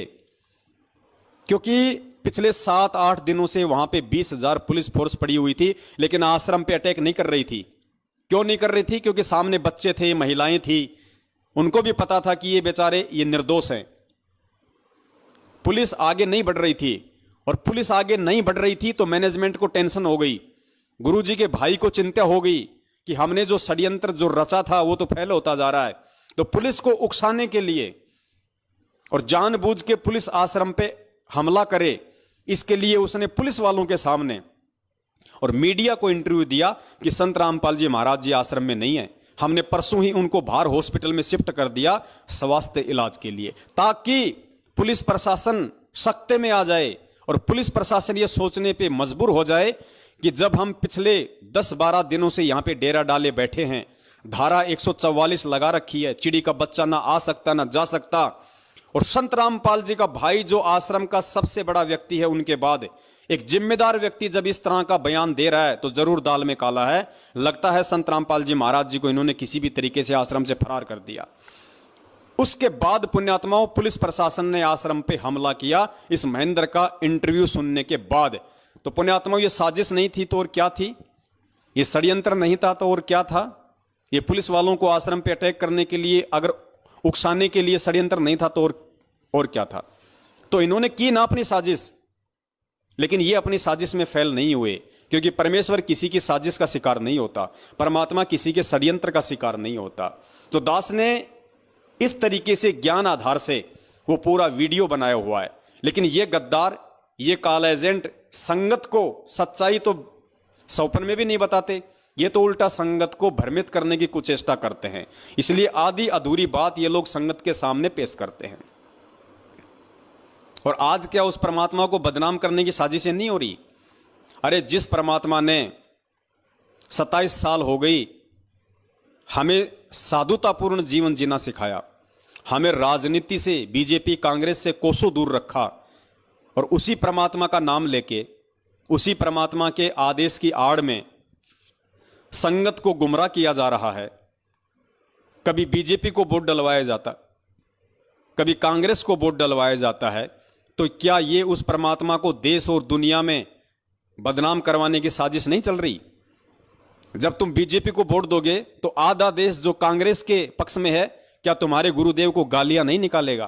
क्या तुम्हारे गुरुदेव को दोगला नहीं कहेगा कि भैया रामपाल तो थोड़ा बहुत ठीक था, लेकिन अब देखो पूरा जीवन तो इसने कुछ किया नहीं, और जेल जाते ही अपने छूटने के लिए और इसने बीजेपी का समर्थन कर दिया? भाई ये तो बड़ा दोगला आदमी है, बड़ा घटिया आदमी है, ये तो राम रहीम से भी गया गुजरा निकला। और 6 महीने बाद तुम बीजेपी छोड़ के फिर तुम कांग्रेस की चप्पल चाटते हो। फिर वो आधा देश जो बीजेपी के समर्थन में, फिर वो गुरुजी को गालियां निकालता है कि भाई रामपाल तो वास्तव में दोगला आदमी है, 6 महीने पहले तो हमारे साथ में था, अब कांग्रेस की तरफ चला गया। तो पुण्यात्माओं, क्या ये उस परमात्मा को देश और दुनिया में बदनाम करने की साजिश नहीं चल रही? तो दास ने कौन सा ये गलत कह दिया कि परमपिता परमेश्वर जी के साथ में साजिशें रच रहा है सतलोक आश्रम मैनेजमेंट हरियाणा, और एक सोची समझी साजिश के तहत उनको बरवाला कांड के तहत उनको जेल करवाई गई। और दास तो यहां तक कहेगा कि परमपिता परमेश्वर जी को अपने जैसा एक आम व्यक्ति समझ के इस महेंद्र भगोड़े ने उनको आश्रम में ही जान से मारने की भी पूरी कोशिश की थी। पूरी प्लानिंग थी कि संत रामपाल जी को आश्रम में ही जान से खत्म कर दिया जाए। लेकिन ये एक बहुत बड़ा रहस्य है, बहुत गहरी घटना है। दास इसका जिक्र पहले कर चुका है। इन्होंने पूरी साजिश रची और मारने के लिए अंदर भी चले गए यही लोग, लेकिन परमात्मा इनको मिला नहीं। परमेश्वर छुप गया। छुप गया मतलब अंतर ध्यान हो गया परमात्मा। वो तो सौद स्वरूपी राम है, कोई हाड़ मास का थोड़ी है। तभी तो परमेश्वर ने अखबार में कहा था कि मैं छुप गया तो बच गया, वरना ये लोग मुझे जान से मारना चाहते थे। परमेश्वर का शब्द झूठ नहीं हो सकता। इन लोगों ने पूरी मारने की कोशिश की थी। और ये दास उस समय वहीं था बरवाला आश्रम में। दास 20 दिन तक वहीं था। बरवाला कांड से 5-10 दिन पहले चला गया था, और बरवाला कांड के दूसरे दिन दास वहां से आया है। आश्रम में ये अफवाह फैला दी गई थी इन काल एजेंटों के द्वारा कि गुरुजी तो 5 तत्व का शरीर छोड़ के सतलोक चले गए। पूरी संगत बेचारी रो रही थी कि भाई गुरुजी ने शरीर छोड़ दिया, गुरुजी ने शरीर छोड़ दिया। मतलब इनकी प्लानिंग थी इनकी, पहले इन्होंने अफवाह उड़ाई कि गुरुजी अपना 5 तत्व का शरीर छोड़ के सतलोक चले गए ताकि वो इल्जाम हरियाणा पुलिस प्रशासन पे आ जाए। और फिर इन्होंने गुरुजी को जान से मारने के लिए अपने जैसा इंसान समझ के, अपने जैसा एक व्यक्ति समझ के, एक साधारण मानव समझ के फिर ये लोग गुरुदेव को अंदर जान से मारने के लिए गए। लेकिन परमात्मा अंतर्ध्यान हो गए। इन्होंने ढूंढा लेकिन परमेश्वर नहीं मिला इनको। फिर इन्होंने कहा कि गुरुजी तो अपना 5 तत्वों का शरीर छोड़ के सतलोक चले गए। मतलब फिर इन्होंने सोचा कि अब क्या करें, अब तो कोई चारा नहीं है अपने पास में। तो ऐसे घटिया, ऐसे निकम्मे लोग हैं पुण्यात्माओं ये, और इन लोगों की तो शकल देखना भी महापाप है और तुम इनके ऊपर फिदा हो रहे हो। ऐसे लोगों के विषय में परमात्मा कहते हैं कि पापी प्रभात ना भेटो। पापी यानी दुष्ट प्रवृत्ति का लोग, उसको तो सुबह सुबह, प्रभात यानी सुबह का समय, कि ऐसे लोगों की तो सुबह सुबह दर्शन भी नहीं होने चाहिए। पापी प्रभात ना भेटो, मुख देखे पाप लगे जिसका, और 9 मास गर्भ त्रास दई, धिक्कार जन्म उसकी मां का। और अब आपको बताते हैं पुण्यात्माओं, इस पवन दास ने तो चलो फिर भी ज्ञान आधार से ये बातें कही कि परमपिता परमेश्वर के प्रति साजिशें रची इन लोगों ने। और ये कहते हैं कि पवन दास कह रहा है, मतलब मेरे ऊपर दोषारोपण लगा रहे हैं ये लोग कि देखो ये पवन दास कह रहा है कि गुरु जी को षड्यंत्र के तहत फंसा दिया गया, जबकि वो परमात्मा है। अरे पवन दास नहीं कह रहा, गधो, तुम्हारे में से जो तुम्हारे जो बड़े गधे हैं, जो मैनेजमेंट के मुख्य जो सांड हैं, जो गेंडे हैं, वो कह रहे हैं। तो जरा उनके ऊपर भी वीडियो बनाओ।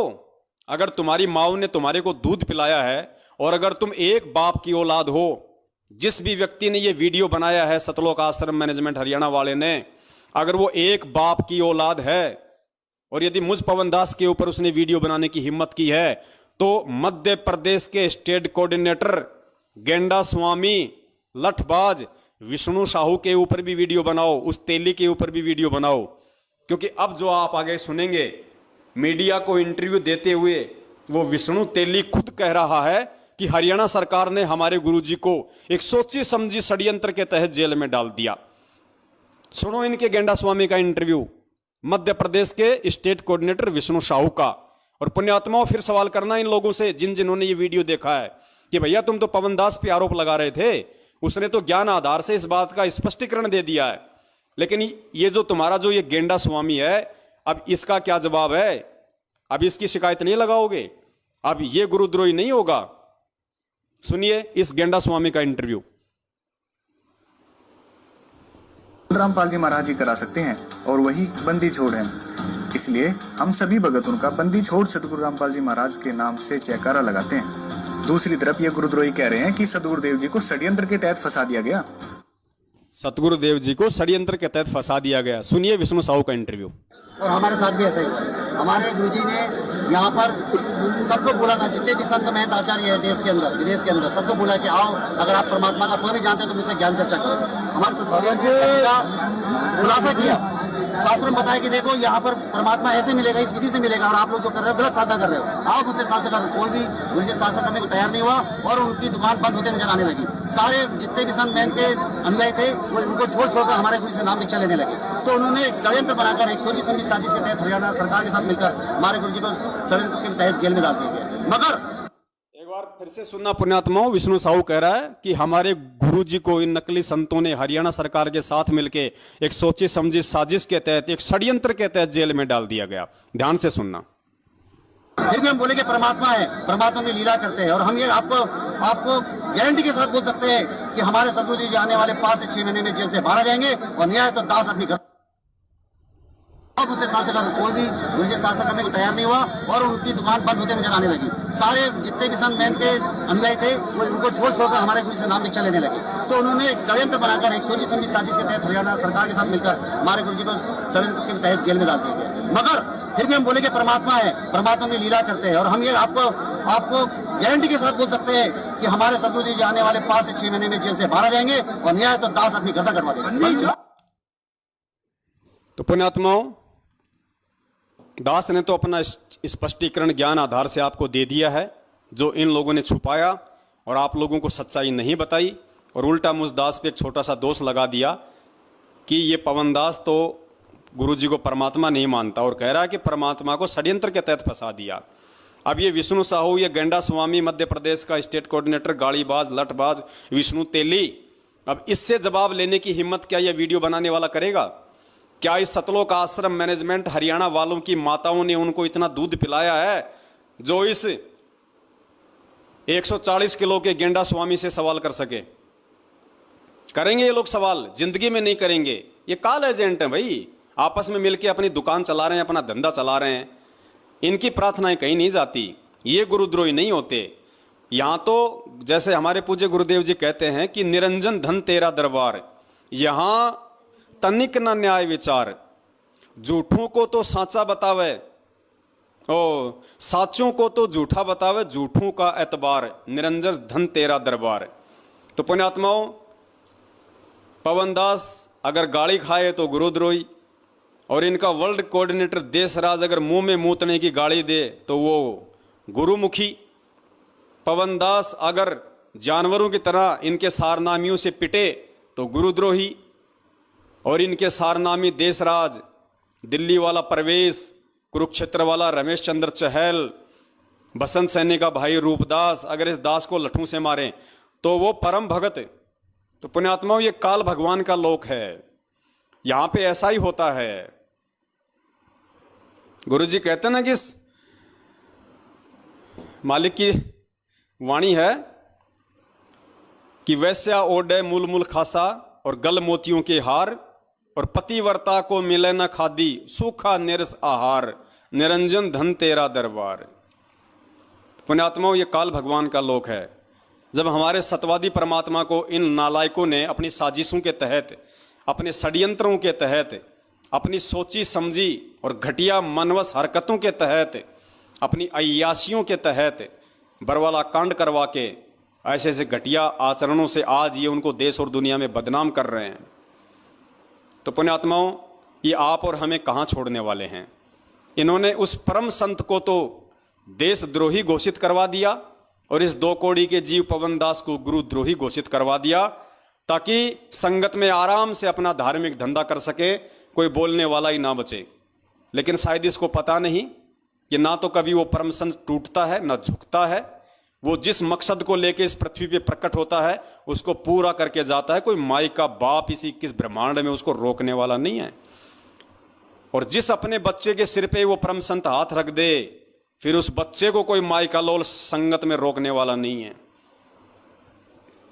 आगे चलिए पुण्यात्माओं, इनकी इसी वीडियो में अगली दूसरी उआबाई। कबीर सागर दास सत ग्रंथ साहिब में दिए गए प्रमाण के आधार पर जो हमें काल के लोक से, इस काल के बंधन से छुड़वाने के लिए आए हो, जो वास्तव में बंदी छोड़ हो, उनको कौन बांध सकता है? आगे ये कह रहे हैं कि हम गुरुजी को बंदी छोड़ कहते हैं, जो बंधनों से छुड़वाने वाला है, और इस काल लोक से जो हमें छुड़वाने के लिए आया है उसको कौन बंधक बना सकता है? ये सतलोक आश्रम मैनेजमेंट हरियाणा इस वीडियो के माध्यम से कह रहा है। और फिर कह रहा कि पवन दास कह रहा कि गुरुजी को बंधक बना लिया। अरे पवन दास ने तो ज्ञान आधार से स्पष्ट कर दिया, लेकिन अभी एक और जो तुम्हारा बाप है गेंडा स्वामी के बाद, एक और तुम्हारा बाप वकील एस के गर्ग नरवाना, जो बरवाला कांड में तुम लोगों ने गुरुजी का वकील कर रखा था, चंडीगढ़ हाईकोर्ट का वकील, एपी सिंह से पहले वही वकील था, मेन मुख्य वकील एस के गर्ग नरवाना, वो तुम्हारा बाप, वो खुद कह रहा है। और आज नहीं, 2014 बरवाला कांड के दूसरे दिन उसने मीडिया के सामने, पूरी दुनिया के सामने उसने इंटरव्यू दिया। और इंटरव्यू में उसने क्या कहा? उसने कहा कि संत रामपाल जी महाराज जी को आश्रम में असामाजिक तत्वों के द्वारा बंधक बनाया हुआ था। वो तो हिसार जेल की तारीख पे आना चाहते थे, वो तो कोर्ट में आना चाहते थे, लेकिन कुछ असामाजिक लोगों ने उनको बंधक बना रखा था, वो तो बंधे हुए थे। उस तुम्हारे बाप से जाके सवाल करना कि नालायक इंसान, तूने कब आश्रम में आके देखा कि हमारे गुरुजी को किसी ने बंधक बना रखा था? अगर तुम्हें लगता है कि गुरुजी को कोई बंधक नहीं बना सकता तो अपने उस बाप से सवाल करो, फिर उससे पूछने की हिम्मत करो। सुनो उसका इंटरव्यू।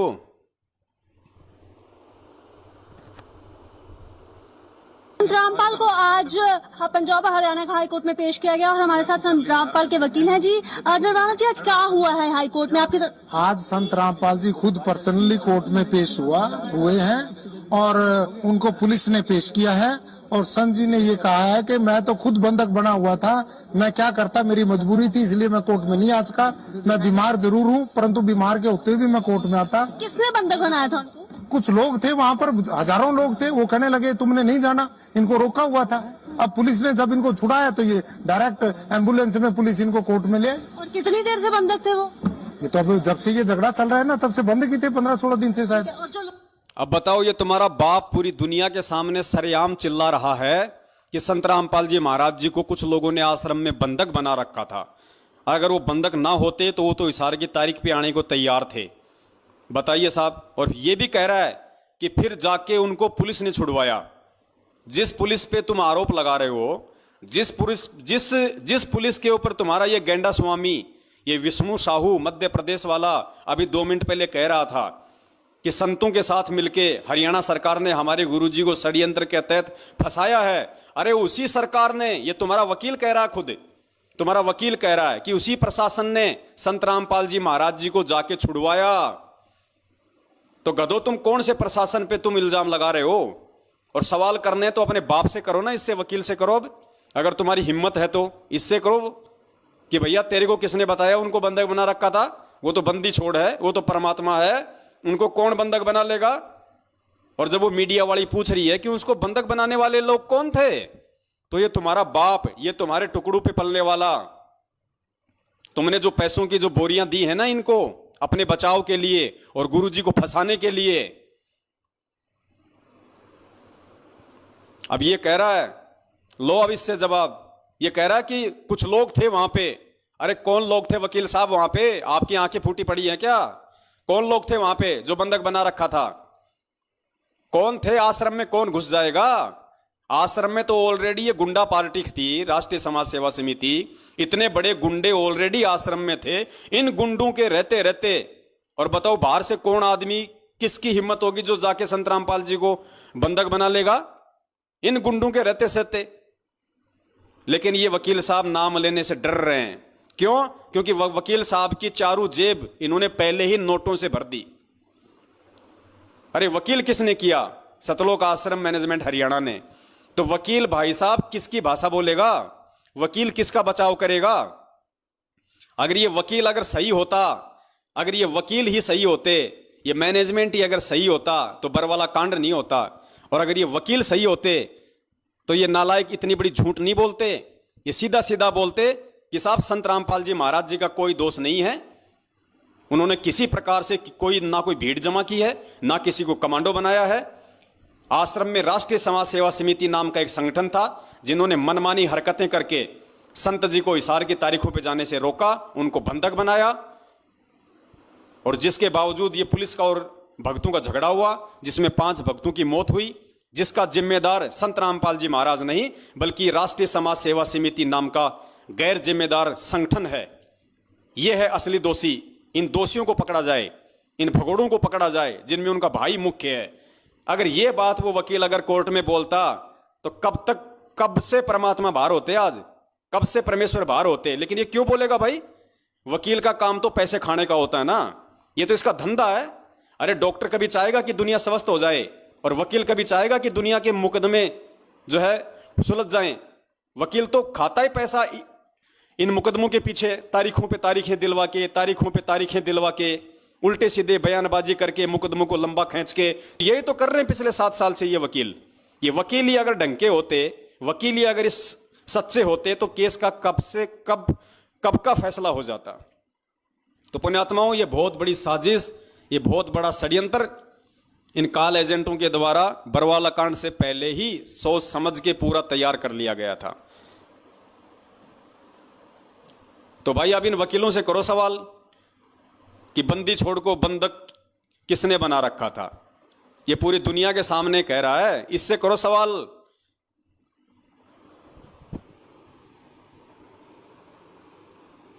आगे चलिए पुण्यात्माओं, इनकी ओर हुआबाई।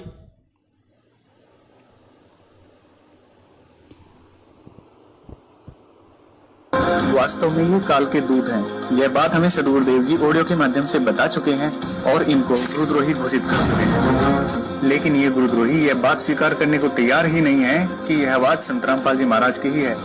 इसके लिए गुरु जी की आवाज की लेबोरेटरी में audio authentication and speaker identity report कराई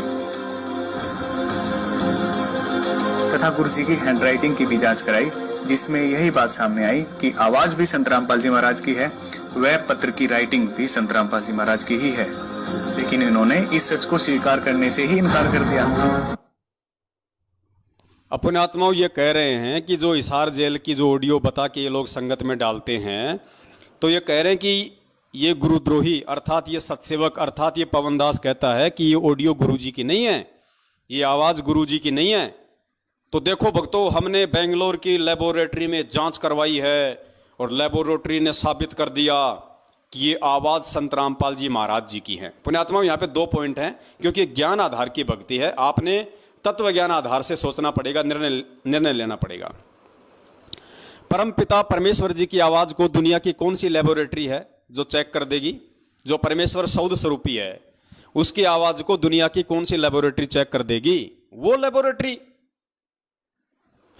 जो आज तक यह साबित नहीं कर पाई कि इंसान की उत्पत्ति कैसे हुई है। अरे वो लेबोरेटरियां, अमेरिका तक की वो लेबोरेटरियां जो ये कह रही हैं कि इंसान की उत्पत्ति बंदर से हुई है, यानी इंसान पहले बंदर था, इंसान के पूर्वज पहले बंदर थे, धीरे धीरे धीरे धीरे विकसित हुए, फिर वो बंदर से इंसान बना, ये लेबोरेटरियां। और जबकि परमपिता परमेश्वर जी ने क्या बताया कि बंदर एक अलग योनि है, मानव एक अलग योनि है। तो ये उन लेबोरेटरियों की हमें रिपोर्ट दिखाते हैं जो इंसान और बंदर को नहीं समझ पाई, वो परमपिता परमेश्वर जी की आवाज को समझ जाएगी। तो ये तो है इनकी ज्ञानहीनता। और दूसरी बात पुण्यात्माओं, अगर पवनदास अगर ये बात कह रहा है कि ये आवाज संत रामपाल जी महाराज जी की नहीं है, और तुम अगर सच्चे होते और तुम्हें यदि खुद को विश्वास होता कि ये आवाज गुरु जी की ही है, तो तुम्हारे को लेबोरेटरी में जांच कराने की क्या आवश्यकता है नालायको? अरे पवनदास अगर ये कह रहा है कि ये आवाज संत रामपाल जी की नहीं है और तुम उसको लेबोरेटरी में जांच करा रहे हो, इसका मतलब विश्वास तो तुम्हें खुद को नहीं है। पवनदास तो कल को ये कह देगा कि संत रामपाल जी महाराज जी तो आदमी नहीं है, वो तो औरत है, तो क्या तुम उनकी जांच करवाओगे? तुम उनकी जांच करवाओगे क्या संगत को दिखाने के लिए कि देखो पवनदास तो कह रहा है कि गुरुजी आदमी नहीं है, गुरुजी औरत है, और ये देखो लेबोरेटरी की जांच गुरुजी आदमी है। तो पुण्यात्माओं, ये इनकी नालायकी है, ये इनकी घटिया सोच है संगत को मूर्ख बनाने के लिए। अब इससे ज्यादा मैं इस पे कोई कमेंट्स नहीं करूंगा। आगे चलिए इन महामूर्खों की ओर। हुआ भाई, वास्तव में तो ये सच स्वीकार करना ही नहीं चाहते, ये सिर्फ संगत को गुमराह करना चाहते हैं, क्योंकि इनका उद्देश्य कुछ और है। इस बात की और भी पुष्टि करने के लिए कि ऑडियो संत रामपाल जी महाराज की ही है, गुड्डू दास की धर्मपत्नी सलोनी दासी ने, जो कि जिला अब ध्यान देना, आगे ये साबित करेंगे कि ऑडियो गुरुजी की ही है। उसके लिए ये कहते हैं कि हमने आरटीआई लगवाई जेल में, और आरटीआई लगाने वाला कौन? इनका एक चमचा, उत्तर प्रदेश के उन्नाव जिले का कोऑर्डिनेटर गुड्डू दास। और गुड्डू दास की धर्मपत्नी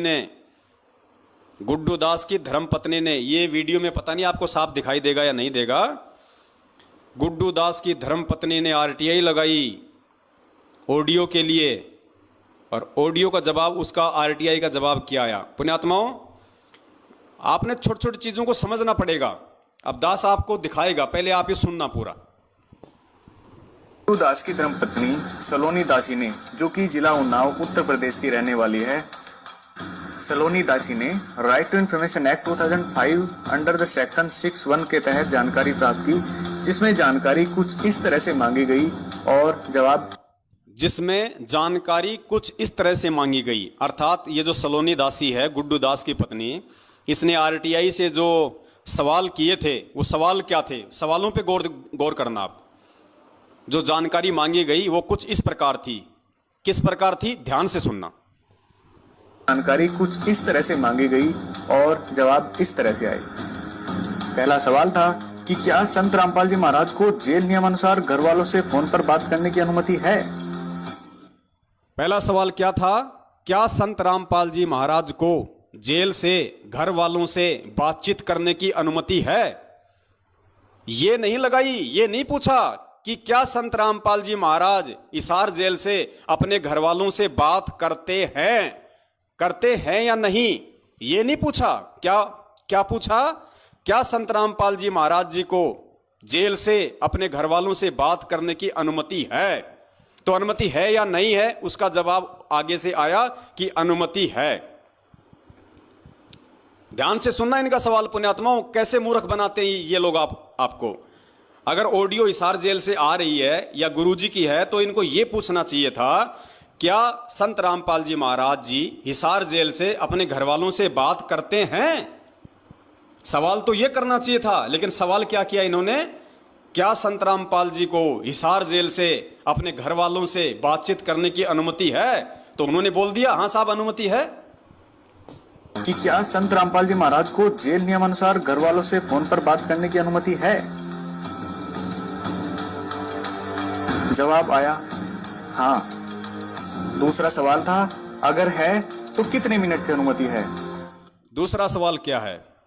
अगर अनुमति है तो कितने मिनट की है, मतलब जानकारी ली जा रही है। ये नहीं पूछा जा रहा कि कितनी मिनट बात करते हैं, ये नहीं पूछा कि कितनी मिनट बात करते हैं, ये पूछा कि कितनी मिनट बात करने की इजाजत है।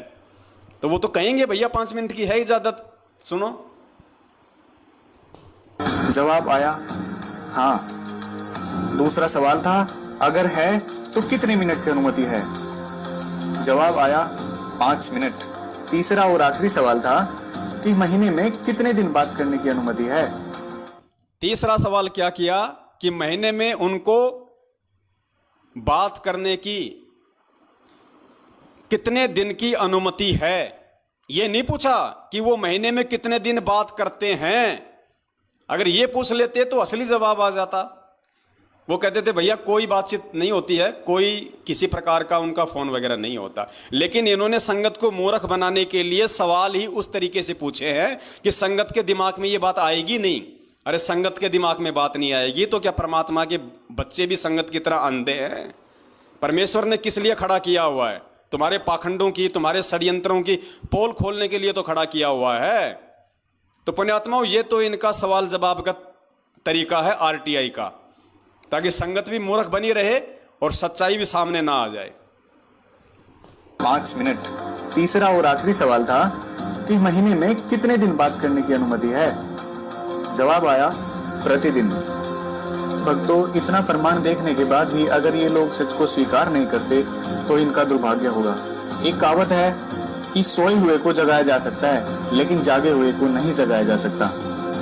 वही बात है, ये लोग जानबूझकर सच को स्वीकार नहीं करना चाहते और इनके द्वारा लगाए गए मैनेजमेंट पर सभी तरह के आरोप झूठे व निराधार साबित हुए। वही मैनेजमेंट जो करता है वो सदगुरुदेव जी की आज्ञा के अनुसार ही करता है और सब कुछ सदगुरुदेव जी की देखरेख के अनुसार ही होता है। हम इस वीडियो के माध्यम से मैनेजमेंट की तरफ से यही संदेश देना चाहेंगे कि मैनेजमेंट आपका शुभचिंतक है। मैनेजमेंट कभी नहीं चाहेगा कि आप अपने इस अनमोल मनुष्य जीवन को बर्बाद करो। आप बहुत गलत दिशा में जा रहे हो, वहाँ से वापस आइए, सदगुरुदेव जी से माफी मांग लीजिए तो बात बन सकती है, नहीं तो दूसरा कोई रास्ता ही नहीं है। शिष्य का कर्तव्य होता है कि हर हाल में सदगुरुदेव जी के आदेश का पालन करें। परमात्मा अपनी वाणी में बताते हैं, गुरु वचन निश्चय कर माने, पूरे गुरु की सेवा ठाने। सभी भक्तों को सत साहिब सदगुरुदेव संत रामपाल जी महाराज जी की जय हो। ज्ञान तो एक नंबर का झाड़ते हैं कि गुरुदेव जी से प्रार्थना कर लो, गुरुदेव जी से समायाचना कर लो। अरे गुरुदेव जी से समायाचना हम तो रोज करते हैं भैया, दिन में 24 बार करते हैं। संध्या आरती में समायाचना तो है। अब तुम अगर संध्या आरती नहीं करते तो हमारी क्या गलती? संध्या आरती में वर्तमान की और जन्म जन्मांतरों की हमसे जो गलतियां हुई उनकी समायाचनाएं तो है। तो हम सत्सेवक तो रोज करते हैं। जब संध्या आरती करते हैं, ध्यान से करते हैं, बैठ के करते हैं, तो हम तो रोज अपने परमपिता परमेश्वर जी से समायाचना कर रहे हैं। अब तुम नहीं करते तो इसमें हमारी क्या गलती है? और अगर फिर भी अगर हमें समायाचना मांगने की जरूरत है तो हम मांग लेंगे भैया, ऐसी कोई बड़ी बात नहीं है। अगर हम गलत हैं तो अपनी गलती स्वीकार करने को 100 बार तैयार हैं, लेकिन कम से कम एक बार एक बार भगत जी आपसे हाथ जोड़ के विनती है, वर्ल्ड कोऑर्डिनेटर देशराज को भी जरा थोड़ा सा ये संदेशा भिजवाइए कि भगत जी आपने जो भक्तों के मुंह में मूतने वाली बात कही है, भक्तों की बेटियों को कोठे पे बैठाने वाली जो बात कही है, आप भी जरा उसके लिए गुरुदेव जी से माफी मांग लीजिए। वो तेरा बाप अगर तेरे सिर पे अगर बंदूक तान के खड़ा ना हो जाए, आप अगर उसको ये कहोगे ना कि देशराज भगत जी आपने वो मुंह में मूतने वाली बात जो पवन दास को कही थी, आपको गुरुदेव जी से माफी मांगनी चाहिए। वो मेरे सासू के मेरे ससुरे के मैं तना मंगाऊं तना मैं माफी इधर 2 मिनट में तुम्हारा किया दरा कर देगा।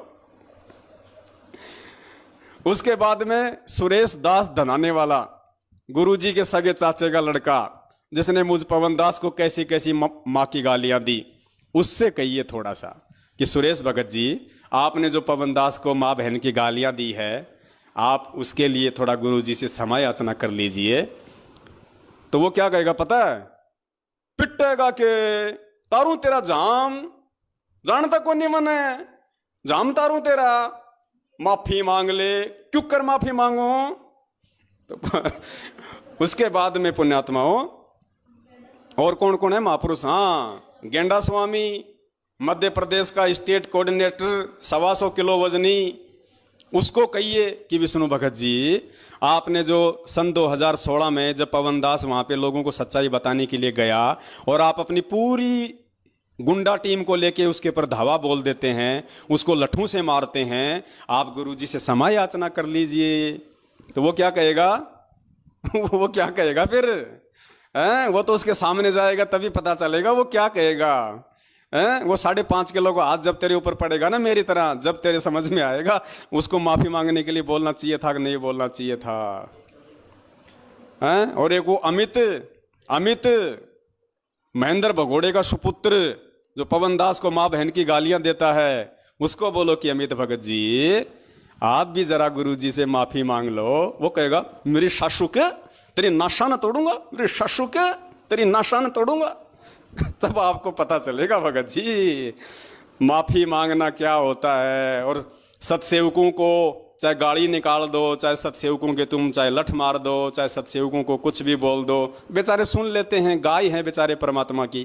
क्या करें भाई, हमें परमेश्वर ने बांध रखा है अपने ज्ञान रूपी जंजीरों में।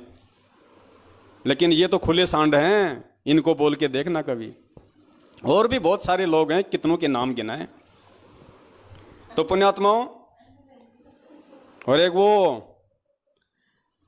झांसी की रानी, जोधपुर की रानी, राजस्थान के स्टेट कोऑर्डिनेटर प्रकाश माली की धर्मपत्नी अनु देवी, उसको भी बोलो कि बहन जी आपने जो 450 किलोमीटर दूर जो मुकेश भगत जी जयपुर वाले बैठे हुए थे और आपसे बात कर रहे थे और आप सारनाम प्राप्त करके अपने भाई के ऊपर ये झूठा इल्जाम लगा रही है कि मैं पुलिस में तेरी कंप्लेंट कर दूंगी कि तू मुझे घर पे आके छेड़ता है, पड़ोसियों से मैं तेरी गवाही दिलवा दूंगी।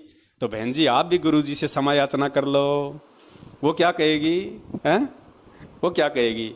सुन ले, एक बार बोलती हूं, दोबारा मैं बोलती नहीं, और अब की बार अगर मैंने फोन किया तो ध्यान रखना, पुलिस में कंप्लेंट कर दूंगी कि ये मेरे को घर पे आके छेड़ता है, और मोहल्ले वालों से गवाही और दिलवा दूंगी। ना घर के रहोगे, ना घाट के धोबी के कुत्ते बना के छोड़ देगी वो। तो पहले इनसे कोशिश करो भाई, जरा इनसे बोलो पहले। ये तो बहुत बड़े बड़े महापुरुष हैं, तुम्हारी बातों को थोड़ी ना टालेंगे। पहले इनसे कोशिश करो कि ये परमात्मा से माफी मांग लें। ये मांग लेंगे तो फिर हम तो बहुत छोटे से जीव हैं, हम तो फिर इनसे ही माफी मांग लेंगे। गुरुदेव तो बहुत दूर की बात है, हम तो इन महान पुरुषों से और इन महारानियों से ही माफी मांग के अपना काम चला लेंगे। तो पुण्यात्माओं, ये है इन लोगों का घटिया चरित्र, इनका दोगला चरित्र। यानी कहने का मतलब ये है पुण्यात्माओं, ये जो साध संगति का जो प्रोग्राम बंदी छोड़ सतगुरु रामपाल जी महाराज जी के आशीर्वाद से चल रहा है, ये पुण्यात्माओं इसका मकसद एक ही है। वो परमात्मा ये समझाना चाहता है कि नालायकों, अगर तुम मेरे ज्ञान से नहीं समझ पाए, कम से कम तुम मेरे सत्संगों से नहीं समझ पाए, अरे कम से कम इस साध संगति के माध्यम से तुम्हारी आंखों के सामने जो प्रमाण दिखाए जा रहे हैं, जो सबूत दिखाए जा रहे, कम से कम इनसे तो अब तुम समझो। और अब भी नहीं समझोगे तो क्या होगा फिर? 84 लाख योनियां हैं, फिर ना कोई समझने लायक रहोगे और ना तुम्हें कोई समझाने वाला रहेगा। ऐसी स्थिति में लाके काल भगवान खड़ा कर देगा, ना घर का ना घाट का धोबी का कुत्ता बना के छोड़ देगा। तो पुण्यात्माओं, ये बहुत ही गहन चिंतन की बातें हैं और परमेश्वर ने एक बहुत ही अच्छा मौका दिया है भगत समाज को अपनी गलतियां सुधार करने का। अगर कोई गलतियां भी कर चुका है तो भी अब आज उसके पास में समय है, जब तक परमात्मा धरती पे है तब तक उसके पास में समय है कि वो परमेश्वर से क्षमा याचना मांग ले, परमेश्वर से माफ़ी मांग ले और अपनी जो क्रिया हैं उनको सुधार ले, अपने चरित्र में, अपने आचरण में, अपने व्यवहार में वो तब्दीली लेके आए और एक सभ्य भगत होकर उस परमपिता परमेश्वर को दिखाए, ताकि वो परमात्मा खुश हो, वो प्रसन्न हो और तुम्हें जाते जाते भक्ति का आशीर्वाद दे के चला जाए। तो पुण्यात्माओं, आज आपने और देखा अच्छे से कि जिस परमेश्वर के अतिरिक्त अन्य किसी को भोग नहीं लगाया जाता है, उस परमेश्वर को जब उसके बच्चे भोग लगा रहे हैं तो उस परमेश्वर को अपने शरीर का बाप समझने वाले लोग भी नाराज हैं। वो भी नहीं चाहते कि कोई हमारे बाप का भोग लगाए। ऐसे घटिया मानसिकता पुण्यात्माओं, मैं तो ये कहता हूँ जानवर की भी नहीं हो सकती, जबकि वो तो मानव देह में है। और पुण्यात्माओं, ये इतने घटिया थे, ये आज ही नहीं है, ये लोग पहले भी इतने ही घटिया थे, ये लोग पहले भी इतने ही गिरे हुए चरित्र के थे, इन लोगों के पहले भी ऐसे ही मलिन विचार थे। इसका सबसे बड़ा आपको देते हैं प्रमाण, 2008 का ये सत्संग है परमपिता परमेश्वर सतगुरु रामपाल जी महाराज जी का। इस 2008 के सत्संग में गुरुदेव जी ने स्पष्ट कहा है, सार्वजनिक तौर पे, किसी दो व्यक्तियों के बीच में नहीं कहा, पूरी संगत को परमात्मा ने आदेशित किया, पूरी संगत को परमेश्वर ने हकीकत बताई कि उनके जो बेटा बेटी हैं उनका कैसा व्यवहार है, उनके कैसा उनका चाल चलन है। खुद गुरुजी कह रहे हैं, और गुरुजी उनको 1995 में ही त्याग चुके हैं। गुरुजी उस कलयुगी परिवार को 1995 में ही त्याग चुके हैं और 2013 में गुरुजी ने अपने डॉक्यूमेंट्स में, अपने राशन कार्ड में भी सभी परिवार वालों को बाहर निकाल फेंका। 2013 का गुरुजी का जो नया राशन कार्ड था, दास ने व्हाट्सएप पे सभी को डाला हुआ है, जिसमें मात्र एक सतगुरुदेव जी का ही नाम है, बाकी गुरुजी ने सबकी एंट्री हटवा दी। यानी गुरुजी ने अपने से तो छोड़िए, अपने डॉक्यूमेंट से भी उन नालायकों को पहले से ही दूर कर रखा है, उनकी मनवस और घटिया हरकतों को देखते हुए। उसके बावजूद भी गुरुजी ने सत्संग में भी ये बात बोलनी पड़ी, ताकि संगत आगे चल के उनके षड्यंत्रों में ना फंसे, संगत आगे चल के उनको गुरुजी का बेटा बेटी, भाई बंधु, रिश्तेदार या जवाई समझ के उनके झांसे में ना आए और केवल ज्ञान को ही आधार बनाए। इसलिए गुरुजी ने बरवाला कांड से 6 साल पहले 2008 में ही सत्संग में स्पष्ट बोल दिया अपने बेटे बेटियों के विषय में। गुरुजी ने क्या कहा कि इस दास के 4 बेटा बेटी थी। पुण्यात्माओं, होने को तो वो आज भी हैं, होने को तो चारों के चारों आज भी इसी पृथ्वी पे हैं, जिंदा हैं। लेकिन गुरुजी ने 2008 में क्या कहा, परमेश्वर के शब्दों पे ध्यान देना। गुरुदेव ने ये नहीं कहा कि इस दास के शरीर के 4 बेटा बेटी हैं, ये नहीं कहा। गुरुजी ने कहा इस दास के 4 बेटा बेटी थे। पुण्यात्माओं, ये थे शब्द ध्यान रखो। परमेश्वर ने कहा कि थे, यानी अब नहीं है, यानी मैं उनका परित्याग कर चुका हूं, मैं उनको छोड़ चुका हूं। वो उस लायक नहीं है कि मैं उनको कहूं कि हैं। सुनिए परमपिता परमेश्वर जी के मुख कमल से। इस दास के 4 संतान, 2 लड़के 2 लड़की थी। इस दास के 4 संतान, 2 लड़के 2 लड़कियां थी। लास्ट में ध्यान रखना, परमेश्वर बोल रहे थी। इस दास के 4 संतान, 2 लड़के 2 लड़की थी। यदि ये दास उन्हीं में उलझ रह जाता, अब मुझे पता हुआ मेरी कितनी की खातिरदारी करूं, खूब पता है मुझे वो क्या नेचर है उनका, कैसा उनका स्वभाव। गुरुजी स्पष्ट कह रहे हैं कि मुझे अच्छे से पता था कि क्या उनका नेचर है और कैसी वो मेरी खातिरदारी करते, अर्थात आगे चल के वो मेरे साथ में कैसा व्यवहार करते। और पुण्यात्माओं, वो व्यवहार इन लोगों ने बरवाला कांड में दिखा दिया, अपना घटिया व्यवहार अपने बाप के साथ और वो व्यवहार पिछले 7 साल से आज ये संगत को दिखा रहे हैं कि हम कितना अपने गुरुदेव की, अपने बाप की इज्जत करना जानते हैं। ध्यान से सुनो, परमेश्वर कह रहे हैं इतनी बड़ी बात पुण्यात्माओं कौन बोल सकता है? अगर गुरुदेव बोल रहे हैं तो बहुत बड़ा रहस्य है इसमें। अपने बच्चों के लिए कोई नहीं बोल सकता ऐसे सार्वजनिक, लेकिन परमेश्वर ने सार्वजनिक बोलना पड़ा क्योंकि मालिक अंतर्यामी थे। उनको पता था कि आगे चल के बरवाला कांड होगा और इन्हीं नालायकों की वजह से होगा, और बरवाला कांड के बाद में मेरे बच्चों को काल के हत्या चढ़ाया जाएगा, इन्हीं नालायकों के द्वारा चढ़ाया जाएगा। और आज जिस प्रकार से उसने हमारी सत्सेवक बहन कमला दासी की, वो जो परमेश्वर को भोग लगाती है, जिसकी बड़ाई करनी चाहिए थी, जिसकी प्रशंसा करनी चाहिए थी, उस कर्म की उस चुगलखोर ने, सतगुरुदेव जी की बेटी ने, जो उनके शरीर की बेटी थी,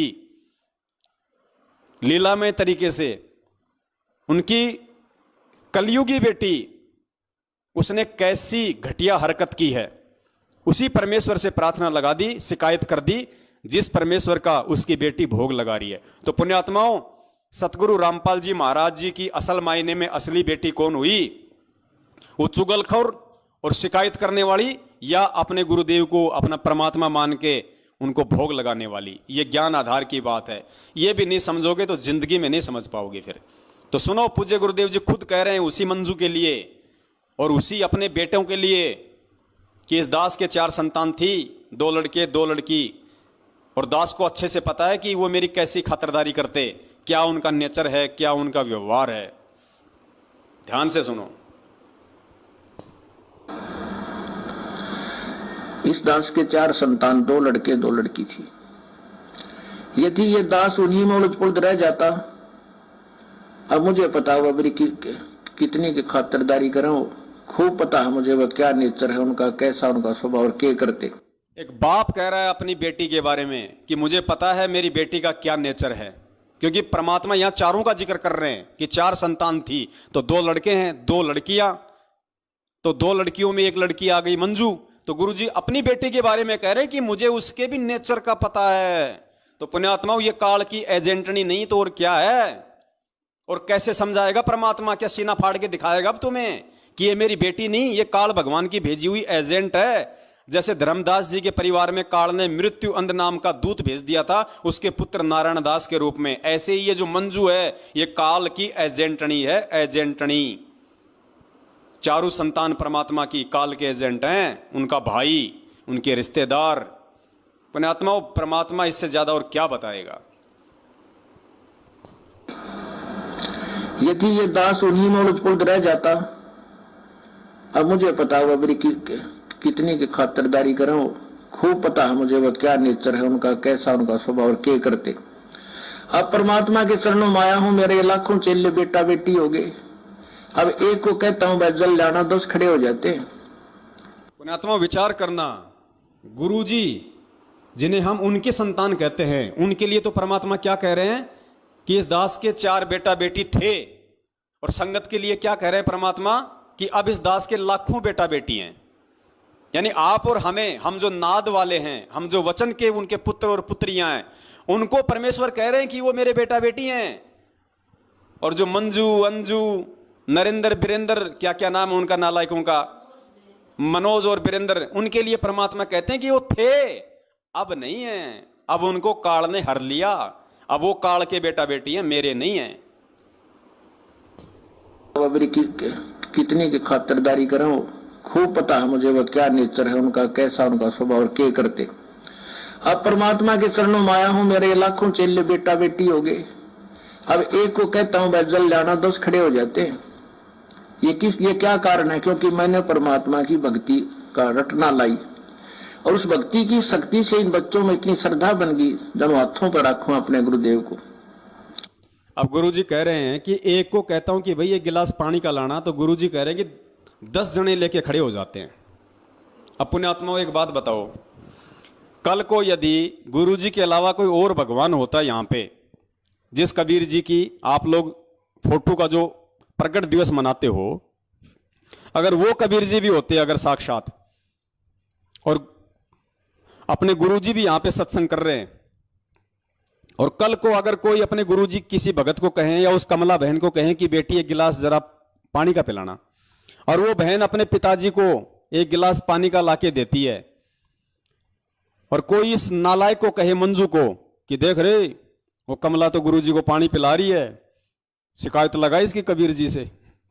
अब वो तुरंत जाएगी कबीर जी के पास में और कहेगी, भगवान भगवान, हाँ बेटा वो देख भगवान वो गुरुजी को पानी पिला रही है, वो गुरुजी को पानी पिला रही है। और क्या वो भगवान ये कह देगा जो खुद ये कहता है कि गुरु बड़े हैं गोविंद से, यानी गुरु तो मेरे से भी बड़ा है, और जो गुरु की सेवा कर रहा है, जो गुरु को भोग लगा रहा है, जो गुरु को पानी पिला रहा है, जलराम पिला रहा है, क्या वो भगवान ये जवाब दे सकता है कि मेरे को बता उनके नाम क्या है, उनका नंबर नोट कर, मैं उनको गुरुद्रोही डिक्लेयर कर दूंगा? पुण्यात्माओं, कभी हो सकता है ऐसा? अरे जो परमपिता परमेश्वर सतगुरु रामपाल जी महाराज जी, एकमात्र सारी सृष्टि का रचनहार पालनहार, सबका बाप, वो तो सबका बाप तो है ही, वो सब बापों का बाप है वो। और उसको जब उसकी बेटी भोग लगा रही है, अपने बाप को सबसे पहले देसी घी का माल खिला रही है, माल, इनकी तरह डालडा का नहीं खिलाते, देसी घी का माल खिला रही है अपने बाप को, और उसके बाद में खुद खा रही है मस्ती से, और खा खा के लाल हो रही है, और इन चुगलखोरों के गाल पिचक रहे हैं। तो भाई ये शिकायतें करेंगे और क्या करेंगे इससे ज्यादा? तो पुण्यात्माओं, दया है आप और हम सभी के ऊपर, जो परमपिता परमेश्वर ने ज्ञान की मेहर बख्शी हुई है, क्योंकि ज्ञान नहीं तो ये मार्ग नहीं, ये वर्तमान का पिछली पीढ़ी का जो समय परमेश्वर ने चुना है, ये ज्ञान मार्ग है। और जिसने ज्ञान को आधार नहीं बनाया, वो 84 लाख योनियों में जाने को भी तैयार है, ये नोट कर लेना। क्योंकि अगर ऐसे ही अगर परमात्मा ने मूर्खता में, नादानी में, यदि गफलतबाजी में ही सतलोक भेजना होता, तो 650 साल पहले बहुत अच्छा माहौल था। ना ये समाज की गंदगी थी, ना ये दुनिया भर के भौतिक संसाधन थे, आदमी इतने नेक थे, शुद्ध विचार थे, मन में इतने गंदे विचार, ये दारू, ये मांसाहार कुछ नहीं थे। उस समय तो हम बहुत जल्दी पार हो जाते, लेकिन पुण्यात्मा उस समय ज्ञान नहीं था, ज्ञान आधार नहीं था पर हमारे पास। हम गुरु को भगवान नहीं मान पाए, हम गुरु को गुरु ही मानते रहे। और आज जब हम गुरु को भगवान मान रहे हैं, गुरु जी ने क्या कहा कि 650 साल पहले तुम्हारे सब काम ठीक थे, एक काम तुम्हारा खराब था कि तुम गुरु को परमात्मा नहीं मान पाए। और आज पुण्यात्माओं, जब एक नेपाल की बेटी अपने गुरु को परमात्मा मान रही है, तो उसको तो देखो उसको धमकाया जा रहा है, उसको डराया जा रहा है, शिकायतें लगाई जा रही है उसकी। और शिकायतें किससे लगा रही है वो नालायक? भगवान से शिकायत लगा रही है, और भगवान को कह रही है कि गुरुजी वो नेपाल की वो कमला दासी है, और वो फल फ्रूट का भोग लगाती है परमात्मा को। अरे कौन से परमात्मा को लगा रही है नालायक? तू कौन से परमात्मा से शिकायत कर रही है, और कौन से परमात्मा के लिए बोल रही है तू? फिर तू क्या समझ रही है परमात्मा को? फिर कौन है परमात्मा और जिसको वो भोग लगा रही है, तू जिसकी प्रार्थना, तू जिसकी शिकायत कर रही है? और एक बात बता, ये हमें केले, संतरे, सेब, अनार, अमरूद, पपीता, अनानास, अंगूर, लीची, और क्या है, 2-4 नाम बताओ रे। आम, फलों का राजा, मीठा मीठा, दशहरी, लंगड़ा, और केले, मीठे मीठे, पीले पीले। अब ये हमारे बाप के नहीं लगाएंगे भोग, हमारे गुरुदेव के नहीं लगाएंगे, तो क्या तेरे चाचा के भोग लगाएं? हैं? तेरी माँ को भोग लगाएं? ये तो परमेश्वर ने दिए हैं हमें, और परमेश्वर को ही इनका भोग लगेगा। सबसे पहले इनको चखने का अधिकारी परमपिता परमेश्वर सतगुरु रामपाल जी महाराज ही है, और उन्हीं को लगाएंगे। और लगा के देखो नालायकों, एक बार कभी जिंदगी में एक बार अपनी शुद्ध आत्मा से उनको परमात्मा मान के, और कभी उनको भोग लगा के देखो, एक बार लगाओ, एक बार। इतना स्वादिष्ट व्यंजन बनेगा, और इतनी आत्मा को शांति मिलेगी, गदगद हो जाएगी आत्मा। परमात्मा एडी से चोटी तक भक्ति भाव से भर देंगे, देखो कितना सुकून मिलेगा। लेकिन तुम्हें सुकून की क्या जरूरत है? तुम्हें तो काल भगवान ने केरोसिनी तेल से भर रखा है पूरा। तुम्हारे को तो ये चाहिए, मनीराम चंपाकली को 500, मनीराम को 30, फूटी ज्ञान विवेक की, अंधा है जगदीश। तुम्हारे को तो ये चाहिए, मनीराम चाहिए तुम्हारे को परमात्मा थोड़ी चाहिए, मनीराम चाहिए, मनीराम। तो हमें तो भाई परमात्मा चाहिए, और परमात्मा जिस विधि से खुश होगा, अगर परमात्मा हमारे नाचने से खुश होगा तो हम नाचेंगे उस परमात्मा को रिझाने के लिए। अगर परमात्मा भोग लगाने से प्रसन्न होगा तो परमेश्वर को एक से एक बढ़ के व्यंजनों का भोग लगाएंगे, एक से एक बढ़िया से बढ़िया स्वादिष्ट और महंगे से महंगे फलों का भोग लगाएंगे। जिस विधि से परमात्मा प्रसन्न होगा उस विधि से आज हम परमात्मा को प्रसन्न करने में कोई कसर नहीं छोड़ेंगे। तो पुण्यात्माओं, जिसको जैसा समय मिले, चाहे सप्ताह में या महीने में एक बार, जरूर अपने बंदी छोड़ को भोग लगाओ सतगुरु रामपाल जी महाराज जी को देसी घी के हलवे का। और अगर तुम्हारी आर्थिक स्थिति अच्छी है तो 2-4 प्रकार के एक एक 2-2 सेव, संतरे, केले, अंगूर ये ला के उनको साफ करके अच्छे से और हलवा प्रसाद बना के, और आया है बंजारा केशव आया है, वो आरती गाते हुए उन फलों को परमात्मा के वहां ले जाओ दरबार पे, हलवाराम को और उसको। और फिर परमेश्वर की 42 मिनट की भोग की आरती आपको यूट्यूब पे मिल जाएगी। आराम से गाओ पुण्यात्माओं, कितना आनंद आएगा, एक अलग ही अनुभूति होगी। परमात्मा सदैव अपने साथ में रहेंगे। अरे धर्मदास जी को क्या कहा था परमात्मा ने? परमात्मा ने अपने मिलने की विधि क्या बताई? परमात्मा ने कहा कि जहां धार्मिक भंडारे होते हैं वहां मैं अवश्य आता हूं। और धार्मिक भंडारे में क्या होगा? भगवान को तो भोग लगेगा। तो पुण्यात्माओं, भगवान को भोग लगाओ। मजबूरन गुरु जी को आना पड़ेगा तुम्हारे पास में, मजबूरन। भगत के वश में है भगवान, भगत के वश में है भगवान। जब तुम भोग ही नहीं लगाओगे तो परमात्मा कहां से आएगा? तो परमेश्वर को 42 मिनट की आरती के साथ में और देसी घी का हलवा बना के परमेश्वर को भोग लगाओ, परमेश्वर को पुकारो आत्मा से। मजबूरन उस भगवान को तुम्हारे घर पे आना पड़ेगा किसी भी रूप में, चाहे सूक्ष्म रूप में आओ, चाहे प्रत्यक्ष में आओ, किसी भी रूप में आओ। वो परमात्मा, क्योंकि उसका विधान है जहां धार्मिक भंडारे होते हैं वहां भगवान को आना पड़ता है। तो गुरुदेव को अपने घर पे बुलाने का एक और सर्वश्रेष्ठ ये माध्यम है। इन्होंने तो लगाई शिकायत और उल्टा हमारे लिए इन्होंने एक अच्छा रास्ता खोल दिया। आज से पहले तो हो सकता है 4-5 भगत भाई बहन ही परमात्मा को 42 मिनट की आरती का भोग लगा रहे थे, अब तो 4200 लगाएंगे, 4200। तो पुण्यात्माओं, दया परमात्मा की। परमात्मा तो ऐसे ही दीनदयाल है, नए नए परमेश्वर वो तरीके अपनाते हैं अपने बच्चों के पास आने के लिए। तो पुण्यात्माओं, आज का जो लाइव साध संगति का कार्यक्रम है हम यहीं पे इसको विराम देते हैं। और जो सार शब्द के ऊपर था, तो पुण्यात्माओं सार शब्द के ऊपर 3 वीडियो बन चुके हैं। सबसे पहला पार्ट हमारा 4 घंटे का था, दूसरा पार्ट 3 घंटे का और तीसरा पार्ट 2.5 घंटे का। तो दास को लगता है पुण्यात्माओं 8-9 घंटे बहुत होते हैं किसी भी चीज को समझने के लिए। और ये 8-9 घंटे तो परमात्मा ने उन मंदबुद्धि लोगों के लिए व्यतीत करवाए जो सतलोक आश्रम मैनेजमेंट हरियाणा के पीछे लगे हुए हैं, वरना सत्सेवक भाई बहनों को तो समझाने की आवश्यकता थी ही नहीं। तो उन लोगों के लिए काफी है। अगर वो इतने में भी नहीं समझेंगे तो वो और में भी नहीं समझेंगे। तो सार शब्द के ऊपर जो हमारा जो कार्यक्रम था वो परमेश्वर ने वो कंप्लीट करवाया। और ये 3 पार्टी बहुत हैं। आज परमपिता परमेश्वर जी ने ये सतलोक आश्रम मैनेजमेंट हरियाणा वालों ने जो ये घटिया से घटिया जो ये शिकायत लगाई है, ये इनकी मंद बुद्धि को और इनकी घटिया मानसिकता को दर्शाती है। इनसे गिरा हुआ इंसान कोई धरती पे नहीं हो सकता। और इन्होंने जो वीडियो बनाया था गुरुद्रोहियों का पर्दाफाश, तो वास्तव में असली गुरुद्रोही कौन है और आज उसका असली पर्दाफाश यदि किसी ने किया है तो परमेश्वर के सत्सेवक बच्चों ने किया है। आपको वास्तविकता से रूबरू करवाया है कि असली षड्यंत्रकारी कौन है। तो पुण्यात्माओं, कल अगर परमात्मा दया करेंगे तो हम एक नए टॉपिक के साथ में, क्योंकि एक हमारा जो टॉपिक है वो छूटा हुआ है कि बहुत सारे भगत भाई बहन ऐसे हैं जो अपने परिवार में विरोध के चलते ढंग से भक्ति नहीं कर पा रहे हैं। उनके मन में तरह तरह के विचार उत्पन्न होते हैं कि मैं घर छोड़ के भग जाऊं, बाल बच्चों को छोड़ के कहीं दूर चला जाऊं, कहीं मकान ले लूं, वहां मैं अपनी भक्ति करूं। ये रोज यहाँ पे जग जग करते हैं, ढंग से आरती नहीं करने देते, तरह तरह के टेंशन देते हैं। तो हो सकता है अगर परमेश्वर की दया हुई तो दास कल दिन में एक मैसेज डाल देगा, अगर रात को 8 बजे हम लाइव आएंगे तो। अन्यथा फिर हम संडे को ही लाइव आएंगे।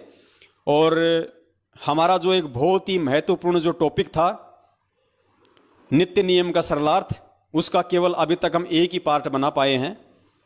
अगर परमेश्वर दया करेंगे तो अगला जो संडे आएगा उसको हम नित्य नियम यानी भक्ति बोध का जो सरलार्थ है उसके दूसरे पार्ट की तरफ हम आगे बढ़ेंगे। तब तक के लिए दास आप सभी भाई बहनों से विराम चाहता है। और एक और दास आपको न्यूज़ देना चाहता था परमपिता परमेश्वर जी के आशीर्वाद से।